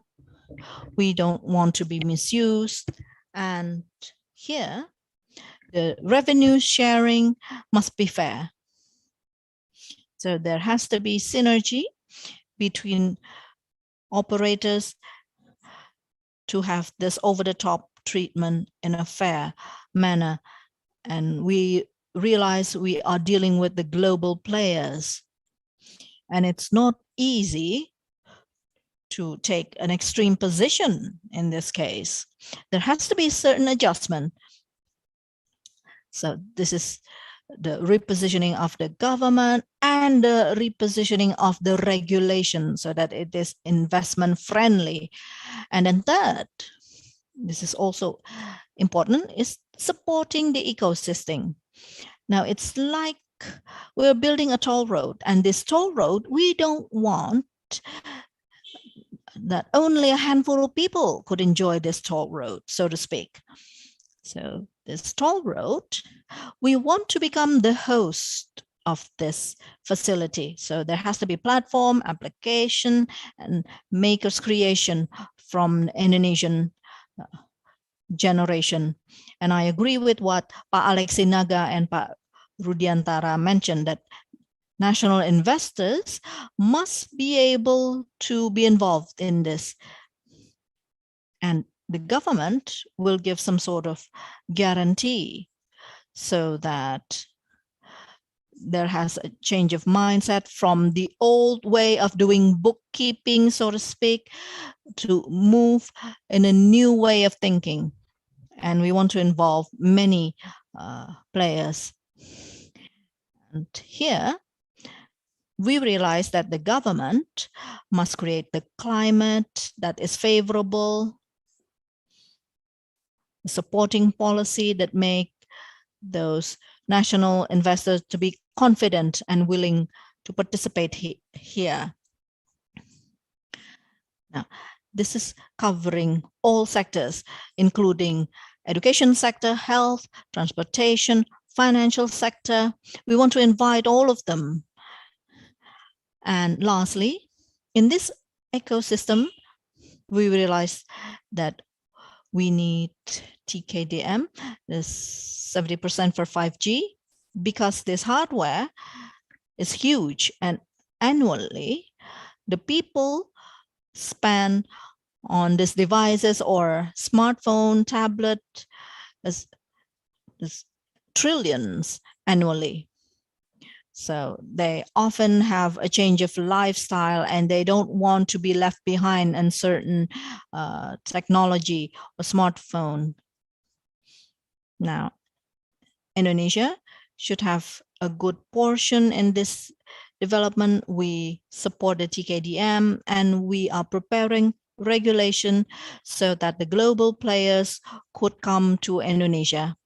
Now, those are our strategies in infrastructure. I know it's not yet completed, but we're heading towards that direction, that we will accelerate this. And now we need to decide how the people could utilize this infrastructure and we could get the maximum gain. So that is what we're doing currently, and we need the valuable input from your side so that we could enhance further policies. Yes, thank you, Pak Ismail.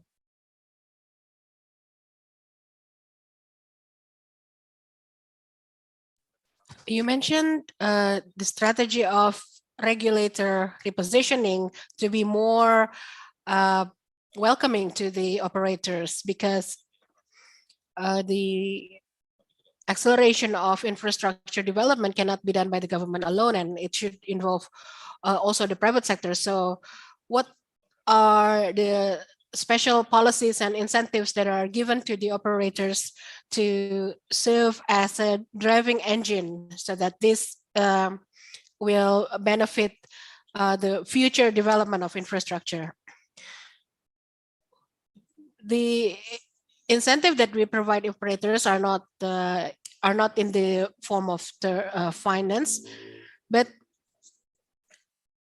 the government chipped into the common infrastructure, to the backbone infrastructures,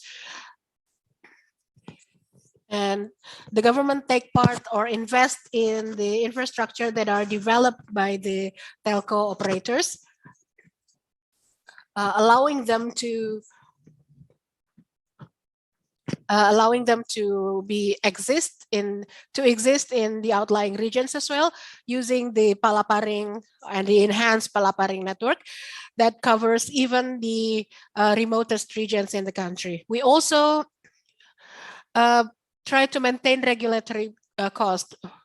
The regulatory cost in Indonesia has not risen in years. We only adjust based on the central bank interest rate, and this is done to accommodate the telco operators to avoid burdening them with unnecessary costs. This is this is something that an incentive that has not that for operators that probably is not that widely acknowledged, but we hope that we can continue to lower it even with the widening of spectrum frequencies. And in terms of digital talent, we also help in preparing the digital talent to be employed by the telco industries. And with the Ministry of Education, we encourage advanced and intermediate certification so that the most expensive investment, in this case, the human resources, can be assisted by the government. This is a long-term and costly investment, and the government takes part in this. The government also endeavors to avoid high-cost economy. So the government, if they can't help, then they should not disrupt. So the government's existence should not disrupt the ongoing development. We we try to influence the local government not to disrupt the operators. So the operators can enter the market as soon as possible, because as soon as possible without being hindered by permit processes and others limiting or restricting processes.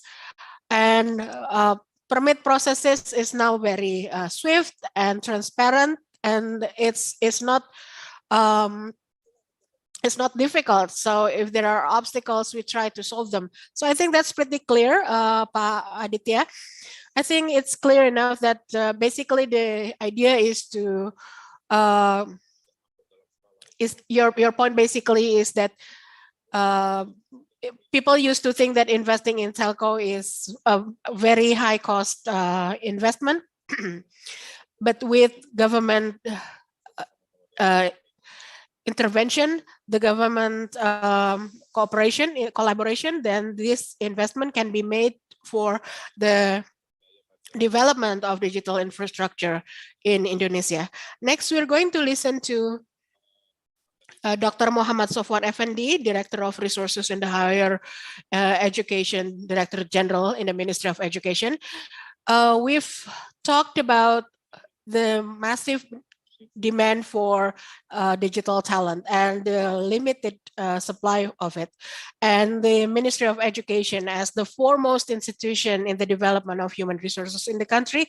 What are your strategies to meet the demand for human resources so that we can meet this demand domestically? So you have 12 minutes for your presentation. Thank you, Pa Aditya. First of all, I'd like to welcome the panelists, the other panelists. Thank you, Pa Ismail, for explaining one form of collaborations that we have prepared. Pa Ismail is in charge of the development of the infrastructure of the hardware infrastructure. The Minister of Education is in charge of the software, which is the talent. Pa Alex Sinaga, Pa Alexander Rusli, thank you so much, and allow me to present a clarifying presentation on this issue.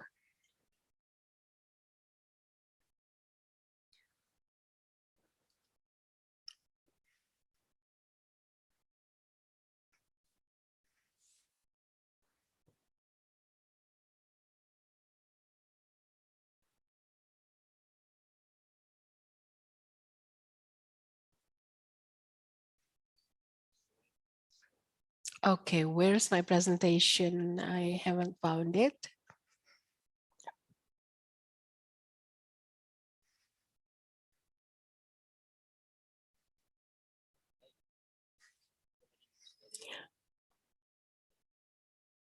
As I have mentioned earlier, the Ministry of Education, or Kemendikbud, aims to prepare excellent human resources to meet the need of the digital economy. The most prevalent impact of the Industrial Revolution 4.0 is the creation of job opportunities. And this will continue until 2030. And this is a challenge for us, but we have prepared the solutions for it. The opportunity that we get is that there will be 27 to 46 million new job opportunities that had hitherto been unknown or non-existent. In the Higher Education Directorate, which is responsible to educate students in universities, our goal is to educate the students to meet the need of the industry and prepare them with digital literacy, multidisciplinary digital literacy. We are now bound as global citizens, and this requires various talents. And one of them is to master digital literacy to meet the challenges of future professions. We know that a lot of jobs that used to be performed by humans are now automated. For example, the ATM machine, even in transportation, even in retail industry. And these had been automated or digitized. So how do universities prepare the students for this? If we look into the 3 principles of the main duty of universities, which is in education, research, and social responsibility, we now had adapted the education part to include leadership and human capital and entrepreneur. In terms of research, we focus on innovation and invention, and social responsibility focuses not only on charity, but also to create technology, arts, and culture. So in future, the university have three function, which is to be the engine of sustained growth, the engine that creates graduates that can contribute more and are able to meet the demand of the job market, which is to be for the digital job market, and then to prepare creative and competitive human capital, including professors, lecturers. They are deemed equal now to the students. So they work side by side with the students. They contribute to each other. They inspire each other in the during the learning process. And then universities are expected to be the backbone of innovation. They should become centers of innovation, centers of creativities to innovate products, policies, services, so that with these 3 roles, universities will be able to contribute to the Indonesian economic growth and in the global economic growth as well. The Minister of Education, Culture, Research, and Technology had provided a policy solution. It's not enough that we should run. We have to sprint. We have to jump. And we need to change the restrictive, prescriptive higher education and turn it into a flexible and meaningful education. That's why we come up with the idea of Campus Merdeka, or independent study, where they are allowed to study in other program. because maybe the student can have other aspiration. Maybe an economics student of economy can study digital studies for a couple of semesters, and a mathematics student can learn other lesson and other program. And if they are doing this full-time for a semester in a curriculum that is designed together by the business sector and the university, and it is hoped that through this we can maximize the potentials of the students, and we can create an education that makes that frees, that liberates its students to maximize its potentials. And in this case, the professors, the lecturers are also encouraged to go out of the campus to see the real challenges faced in the society, in the industry, and then use these challenges to as a lesson, as a lecture, to introduce their students to the actual problems. And then also we might invite people from the business sectors, from the public, to share the cases that they discover in their profession, in their industry, so that these might serve as a learning point for the students. And this will further equip the student to go out, and so that they can learn not only from the campus, but also in the real world.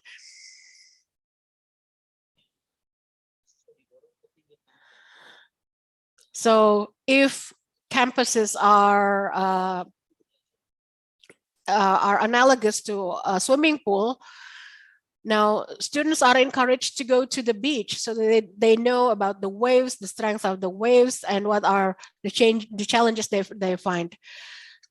So we have programs for the students. So for example, so these are our goal in terms of quality of the graduate. So students are allowed 3 semesters to study other programs, to follow their passion, and to acquire experience outside of the campus. 3 semesters out of the campus, outside of their program story. 2 semesters can be done outside of campus. So their activity won't be measured in credits, but in hours, hours at work or hours of independent study.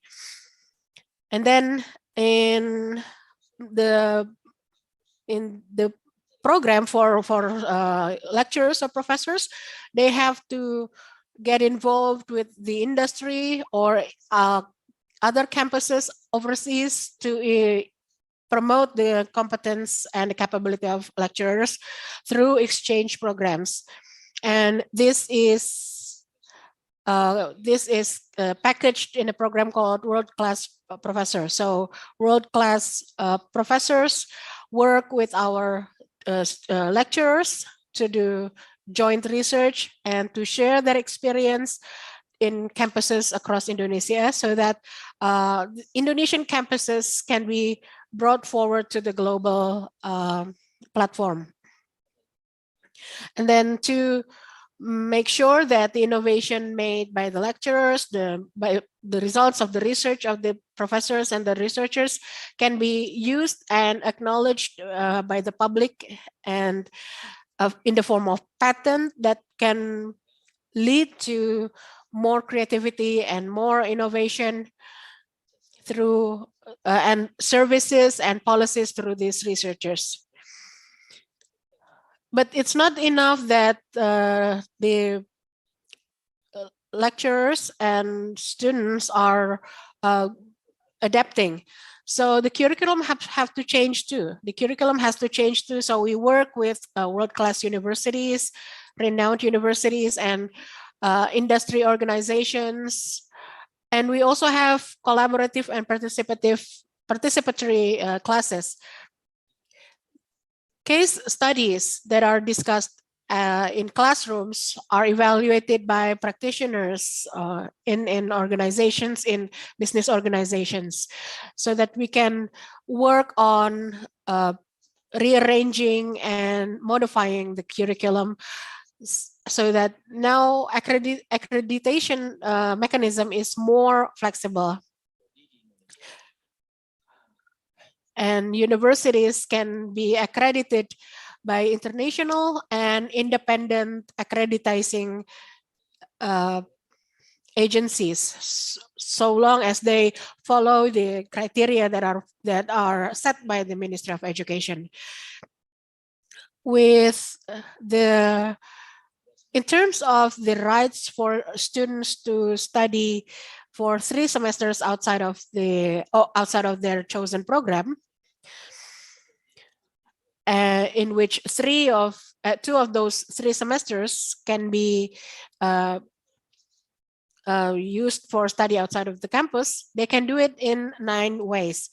They can do it as exchange students in other universities or in universities overseas, so that they can experience how students learn in other countries. You have 2 minutes left, Mr. Safwan. Okay, and also research, internship, and humanitarian projects. So these are some of the opportunities for students to spend their 2 semesters outside of campus. So the idea is to liberate the education, to challenge the students to educate themselves according to their passion and according to what they're going to do in the future. So thank you so much. Assalamualaikum warahmatullahi wabarakatuh. Thank you, Pak Safwan, for your in-depth explanation about this modified education. Now, when we talk about digital infrastructure, particularly the software, which is the human resources, as the agency in charge of national education, most of the digital talents that will be involved in the development of Indonesian digital infrastructure will be graduates of the formal education institutions. So what are the ministry currently doing to push toward more focus on digitalization of education? Do you create more programs? And so what are you doing to meet the president's challenge to create more digital professionals through the formal education institutions under the ministry's responsibility? As I have said earlier, the Merdeka Belajar campus allows every campus to modify their curriculum and collaborate with the industry. So in terms of preparing digital talents, we encourage every university to open special programs that focuses more on digitalization and with jointly made curriculums. A lot of the students who leave their campus for the 3-semester Merdeka study, most of them study in businesses, in startups, to learn about digital economy. So once they return to campus, to maintain the bridge, to maintain the link between the campus and the market, we need to continue to collaborate with the industry through the study programs and preparing lecturers and professors. So we want them we want these professors to have equal, to have the capacity that are needed by the industry.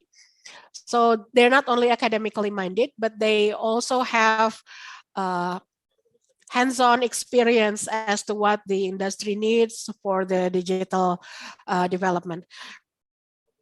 But we have Pak Rudiantara and Pak Alex Sinaga with us, and also the other supervisors.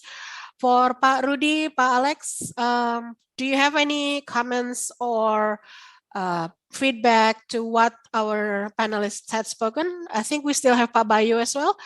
So maybe Pak Rudi, do you have any response to the our three panelists, Pak Anthony, Pak Ismail, and Pak Sofwan?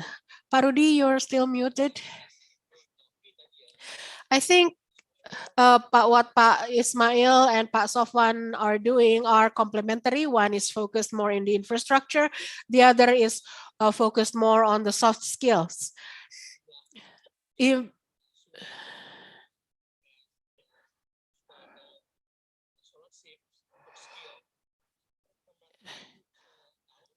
So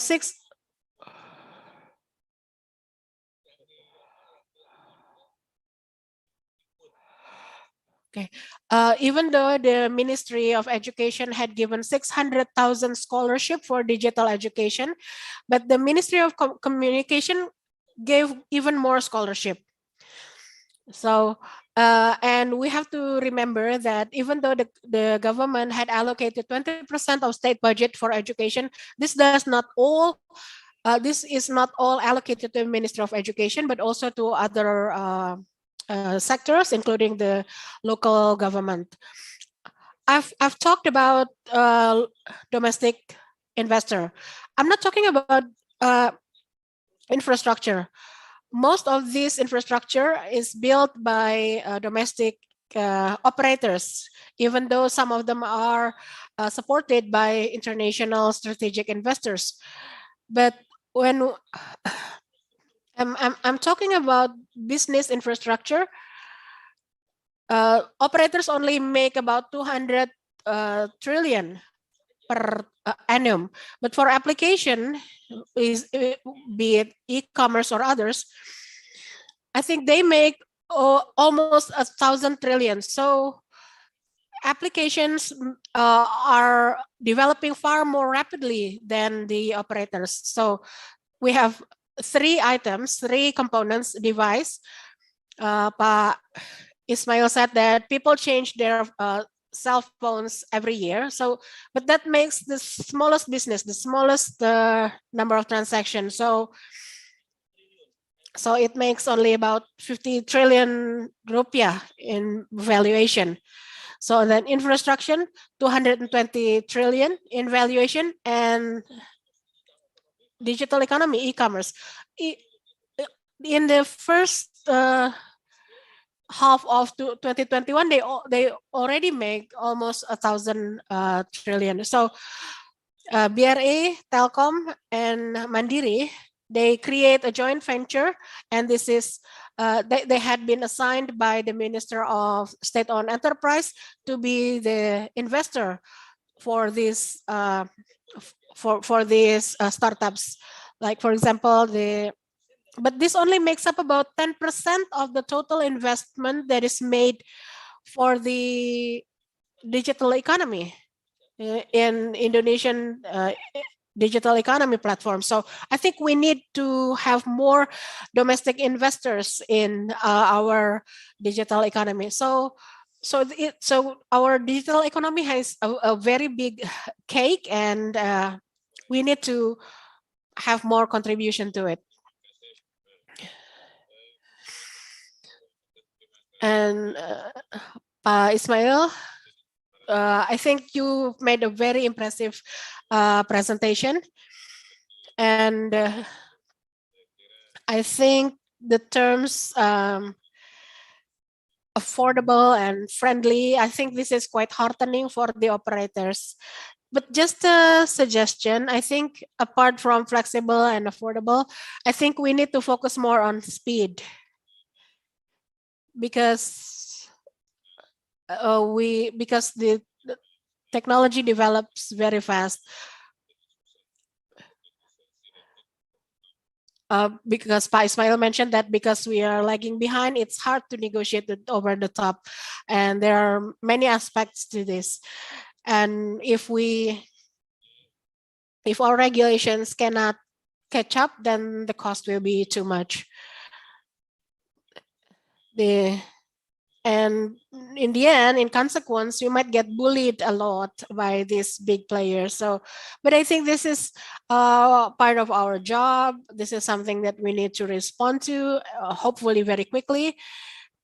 And it's okay to make mistakes. Just repair it, just correct it, rather than not doing anything, because it'll cost us more if we don't take any action.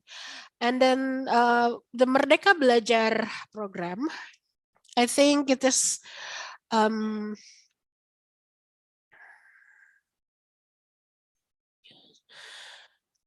Minister Nadiem Makarim had said that one of the ways to jump and to run is to use digital technology.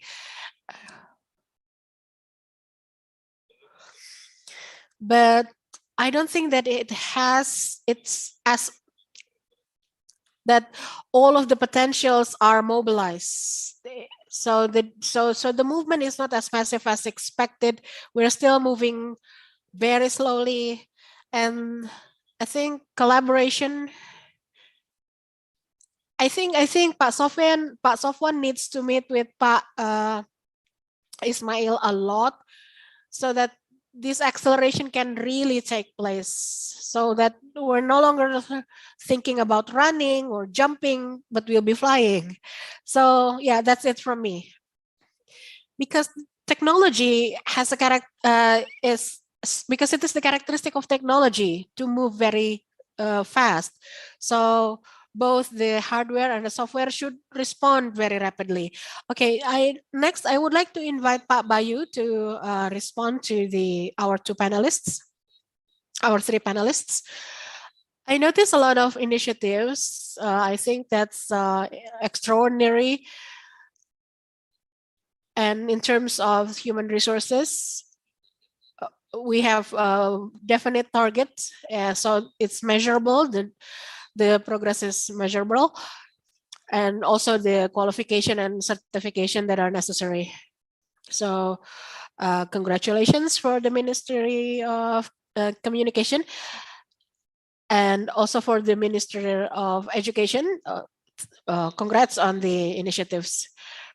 But one thing, I've looked at the strategic plan for the Ministry of Education for 2035, but I don't see any roadmap for digital transformation in the education system, because we not only need to educate digital talent, but we also need to transform Indonesian education system so that we can have quality education, not only for universities, but also for elementary school, primary school to high school. And if we can see this roadmap, we can take part we can contribute to that roadmap, to achieving the goals set in that. So I hope that there will be a revision to the strategic plan for 2020-2024 to include digital transformation, basically to use digital potentials for the Indonesian education for all level of education. So I hope that Pak Nadiem, as someone who is very digital minded, someone who is very savvy on these matters, can help in making this happen, because higher education is at the very top. And without developing the elementary school, primary school, and high school, it's very difficult to catch up with the qualifications necessary for this. Thank you, Pak Bayu. Maybe Pak Ono, if you're still with us. Do you have any comments? Okay, so if Pa Ono is not with us now, I'm going to read some of the questions from the participants who have been with us since this morning. I have a question for Pa Ismail. This is a question from Teddy Hendarto from Bank Jateng, Central Java.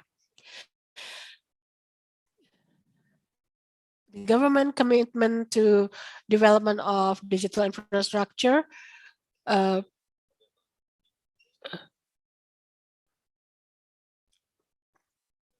minister said that 72% of digital users are in outside of the urban region, so in the remote and outlying areas. So how, what would you do, what your ministry do to improve access to the infrastructure for the 80,000 villages across Indonesia? So those are some of the questions. Thank you, Pak Adit. I'm sorry, but you can probably hear the call to prayer in my background. So please excuse the noise. As the minister said earlier, our acceleration for the village digital infrastructure is we have 9,000 projects planned for villages not in the outlying region and 3,400 in the outlying regions, and we work with operators with this. The ministry will work in the 9,300 villages, and we hope that to finish this by 2022, so that every village will have 4G access to internet. Now, but my concern is what happened after this, because once the villagers have higher expectations, they become independent on digital connectivity, and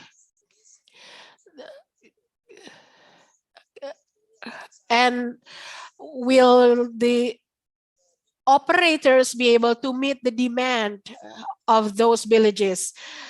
This will grow very rapidly because the internet is like narcotics. People can get very addicted, and once people are used to use it at the certain speed, they will continue to demand better speed and better services. So we need to think beyond that. After 2022, the need or the demand for internet continue to grow.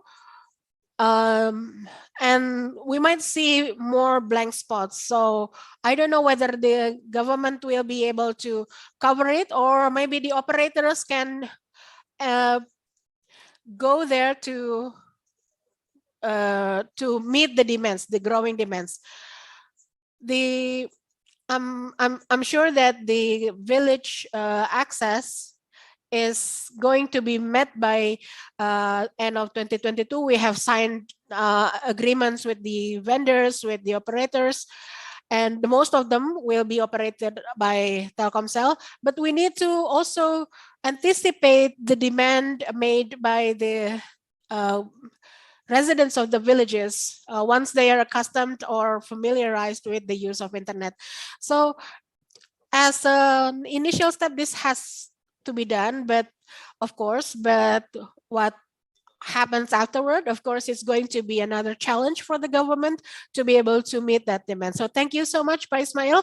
The next question from the participant is for Pa Anthony. This isn't specific. This isn't specific to the infrastructure.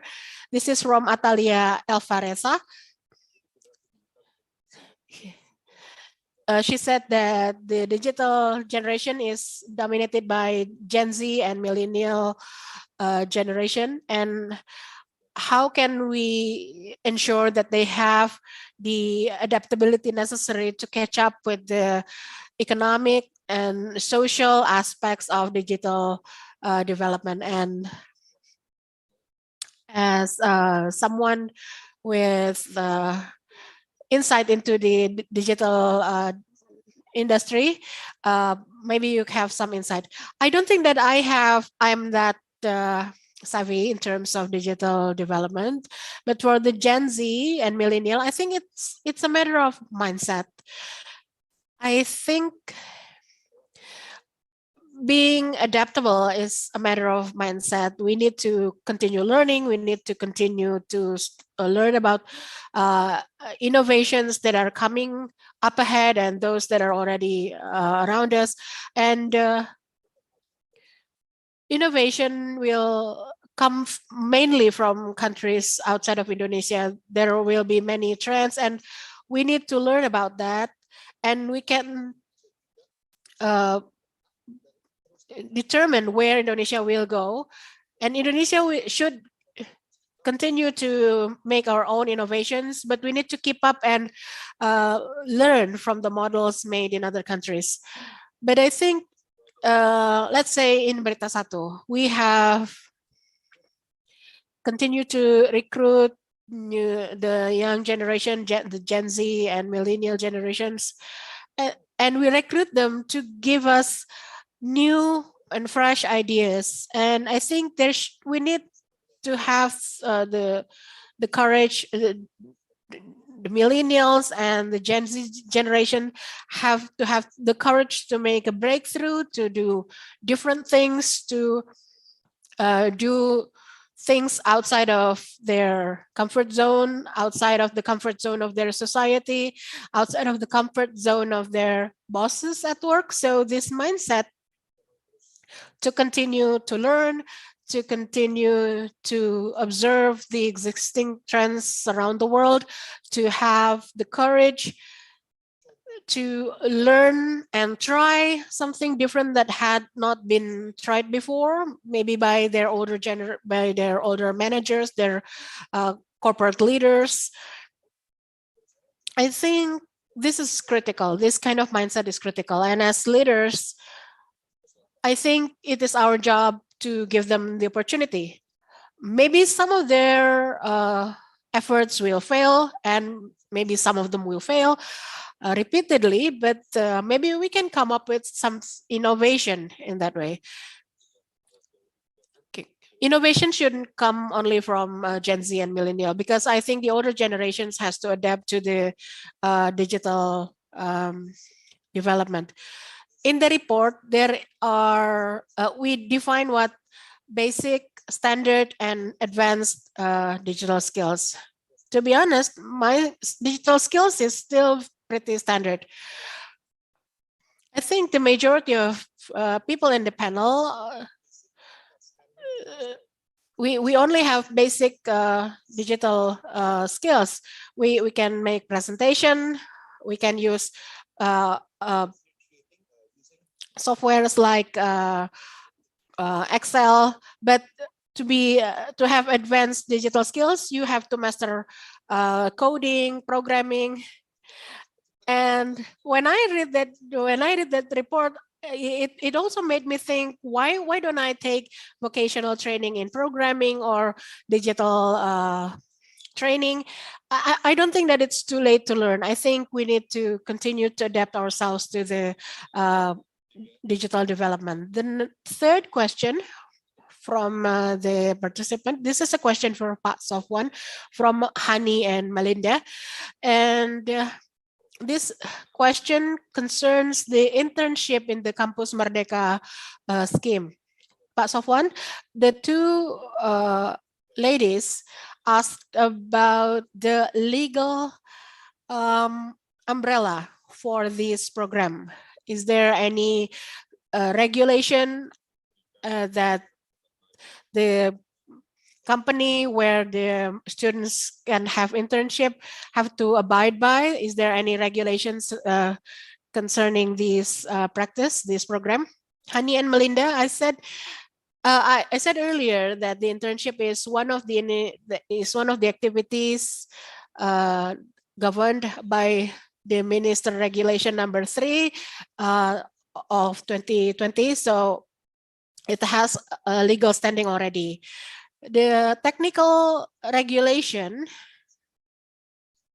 applies to the universities, and we would make sure that campuses acknowledge or recognize this program as part of the curriculum. So when a student goes for internship program for one semester, so if they go for an internship for one semester and receive certification that explains their internship, then it will be counted as 20 credits.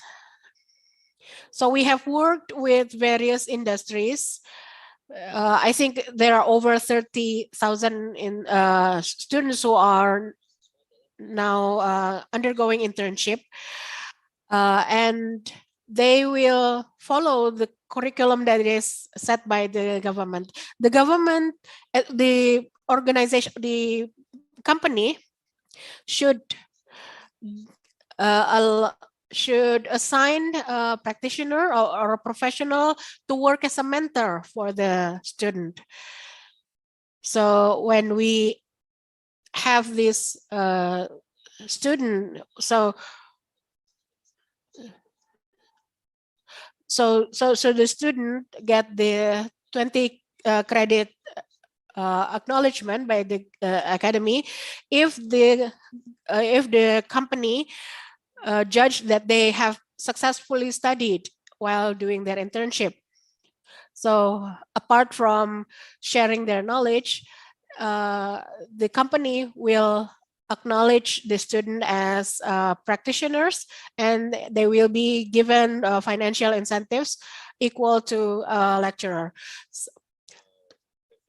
To participants of the session, we don't have much time, but before we end this session, I would like to ask the panelists to give a short closing statement on Indonesian digital infrastructure and its future. Maybe we'll start with Pak Rudiantara, maybe just 2 minutes, Pak Rudiantara. Well, first of all, I hope that next year we would have a more comprehensive report than the one that we have prepared now, because infrastructure development isn't as dynamic or as rapidly moving as the digital economy.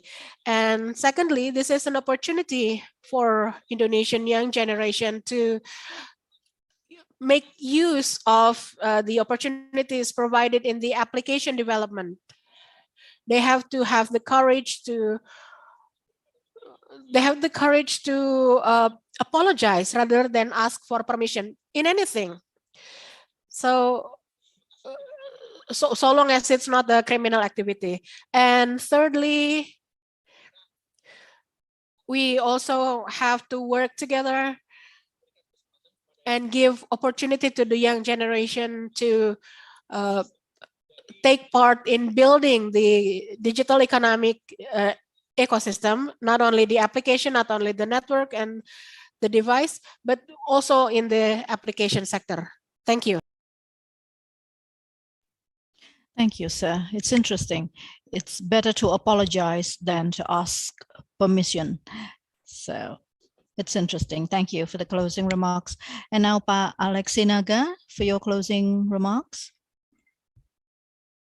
Thank you, Pak Aditya. First, I would like to congratulate again Berita One Media Holding for the report. And then with this event, it is a part of BeritaSatu's task to inform and educate the public regarding this issue. And here, I would like to convey my certain expectation. If possible, in the next report, you cover more on DGpreneur.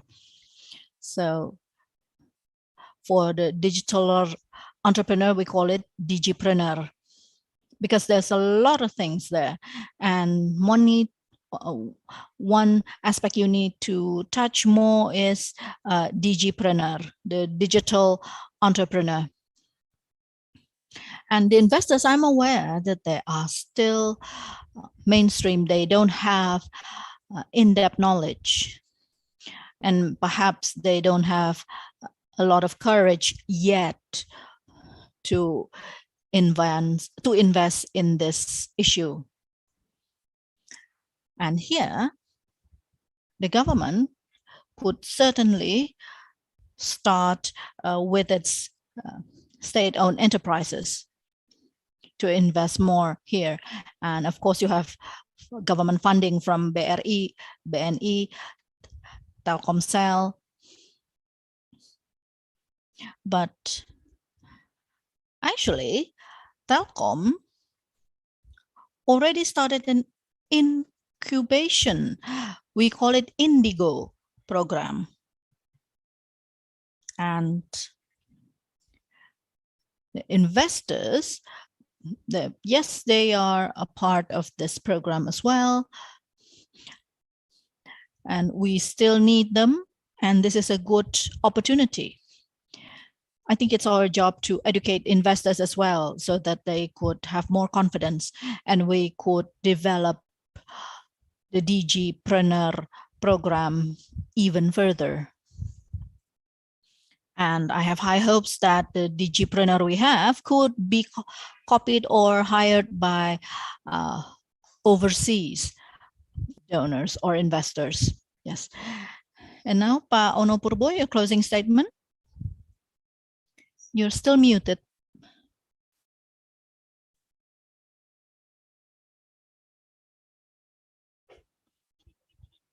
My apology.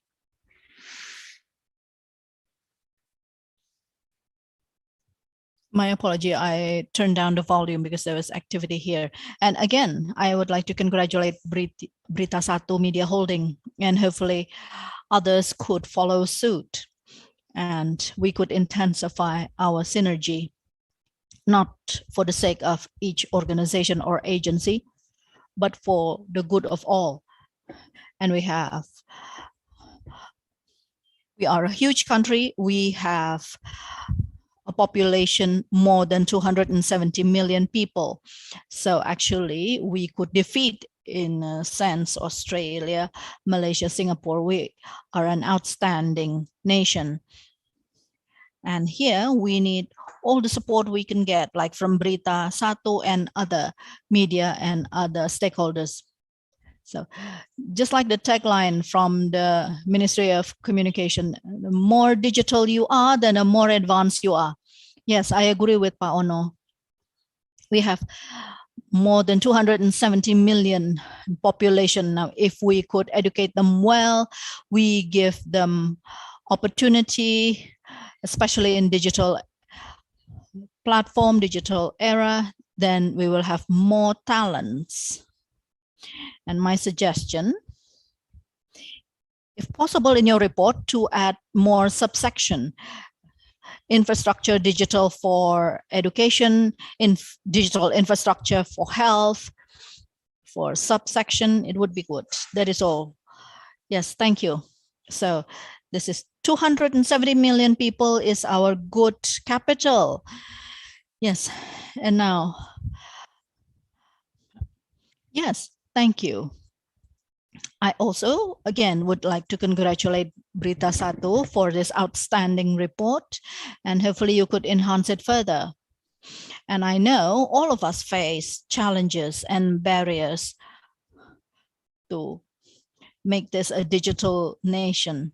But with the spirit of collaboration, I'm sure we could overcome those barriers. So thank you so much for all the valuable inputs.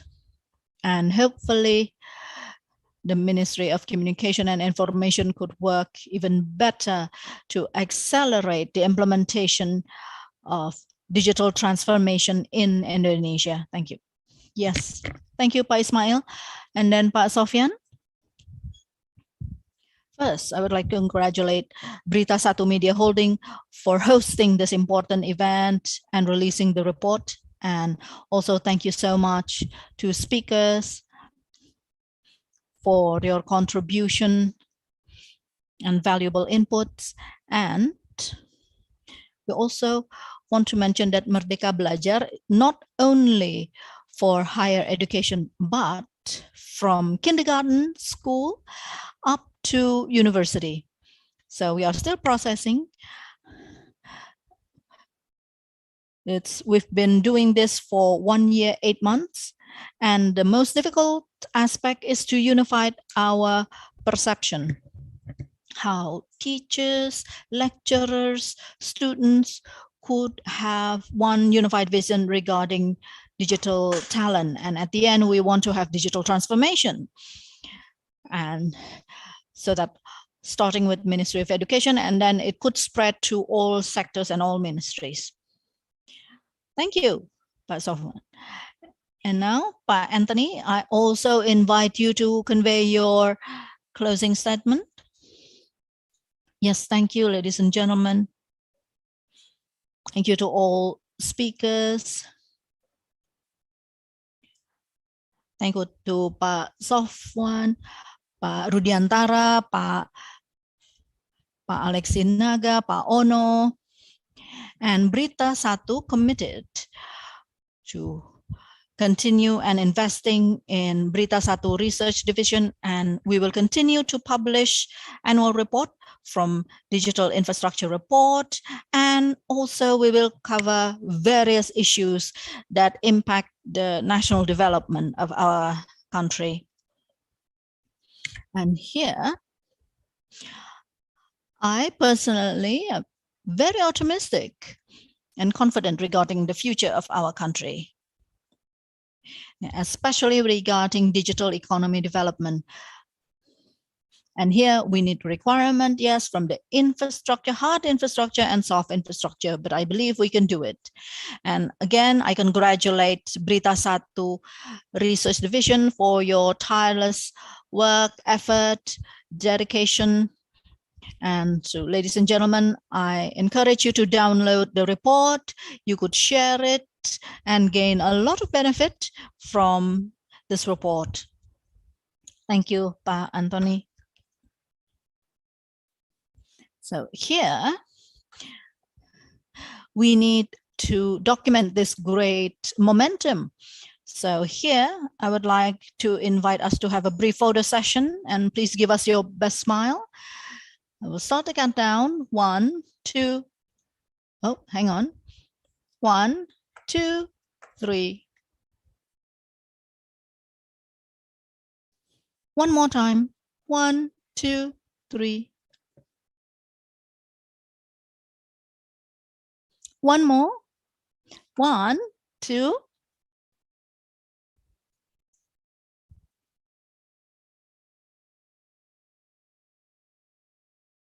Okay, thank you so much for your kind attention and participation, ladies and gentlemen, and also thank you to all of our speakers, Pak Rudiantara, Pak Ono Purbo, Pak Alexi Naga, Pak Bayu, and Pak Alexander Rusli, and also my utmost appreciation to Pak Ismail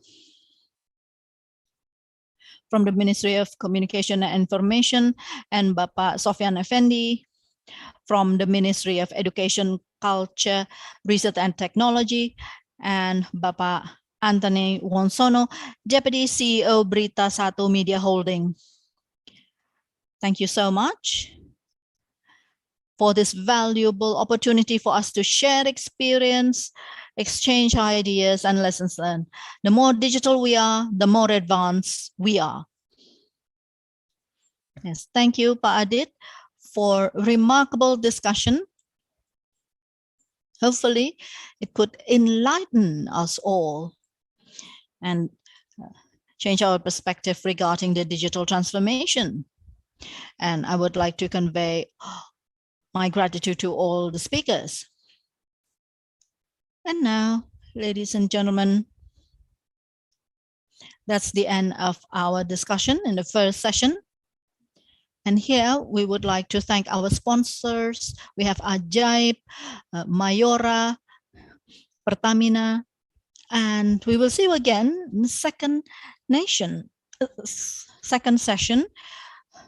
We have Bapak Erick Thohir, the Minister of State-Owned Enterprises, Bapak Ririk Ardiansa, Managing Director of Telkom, and Pak Tirta Segara from OJK, and then Pak Sony Rahmadi Purnamo, CEO of Global Success Solutions. See you then. Thank you.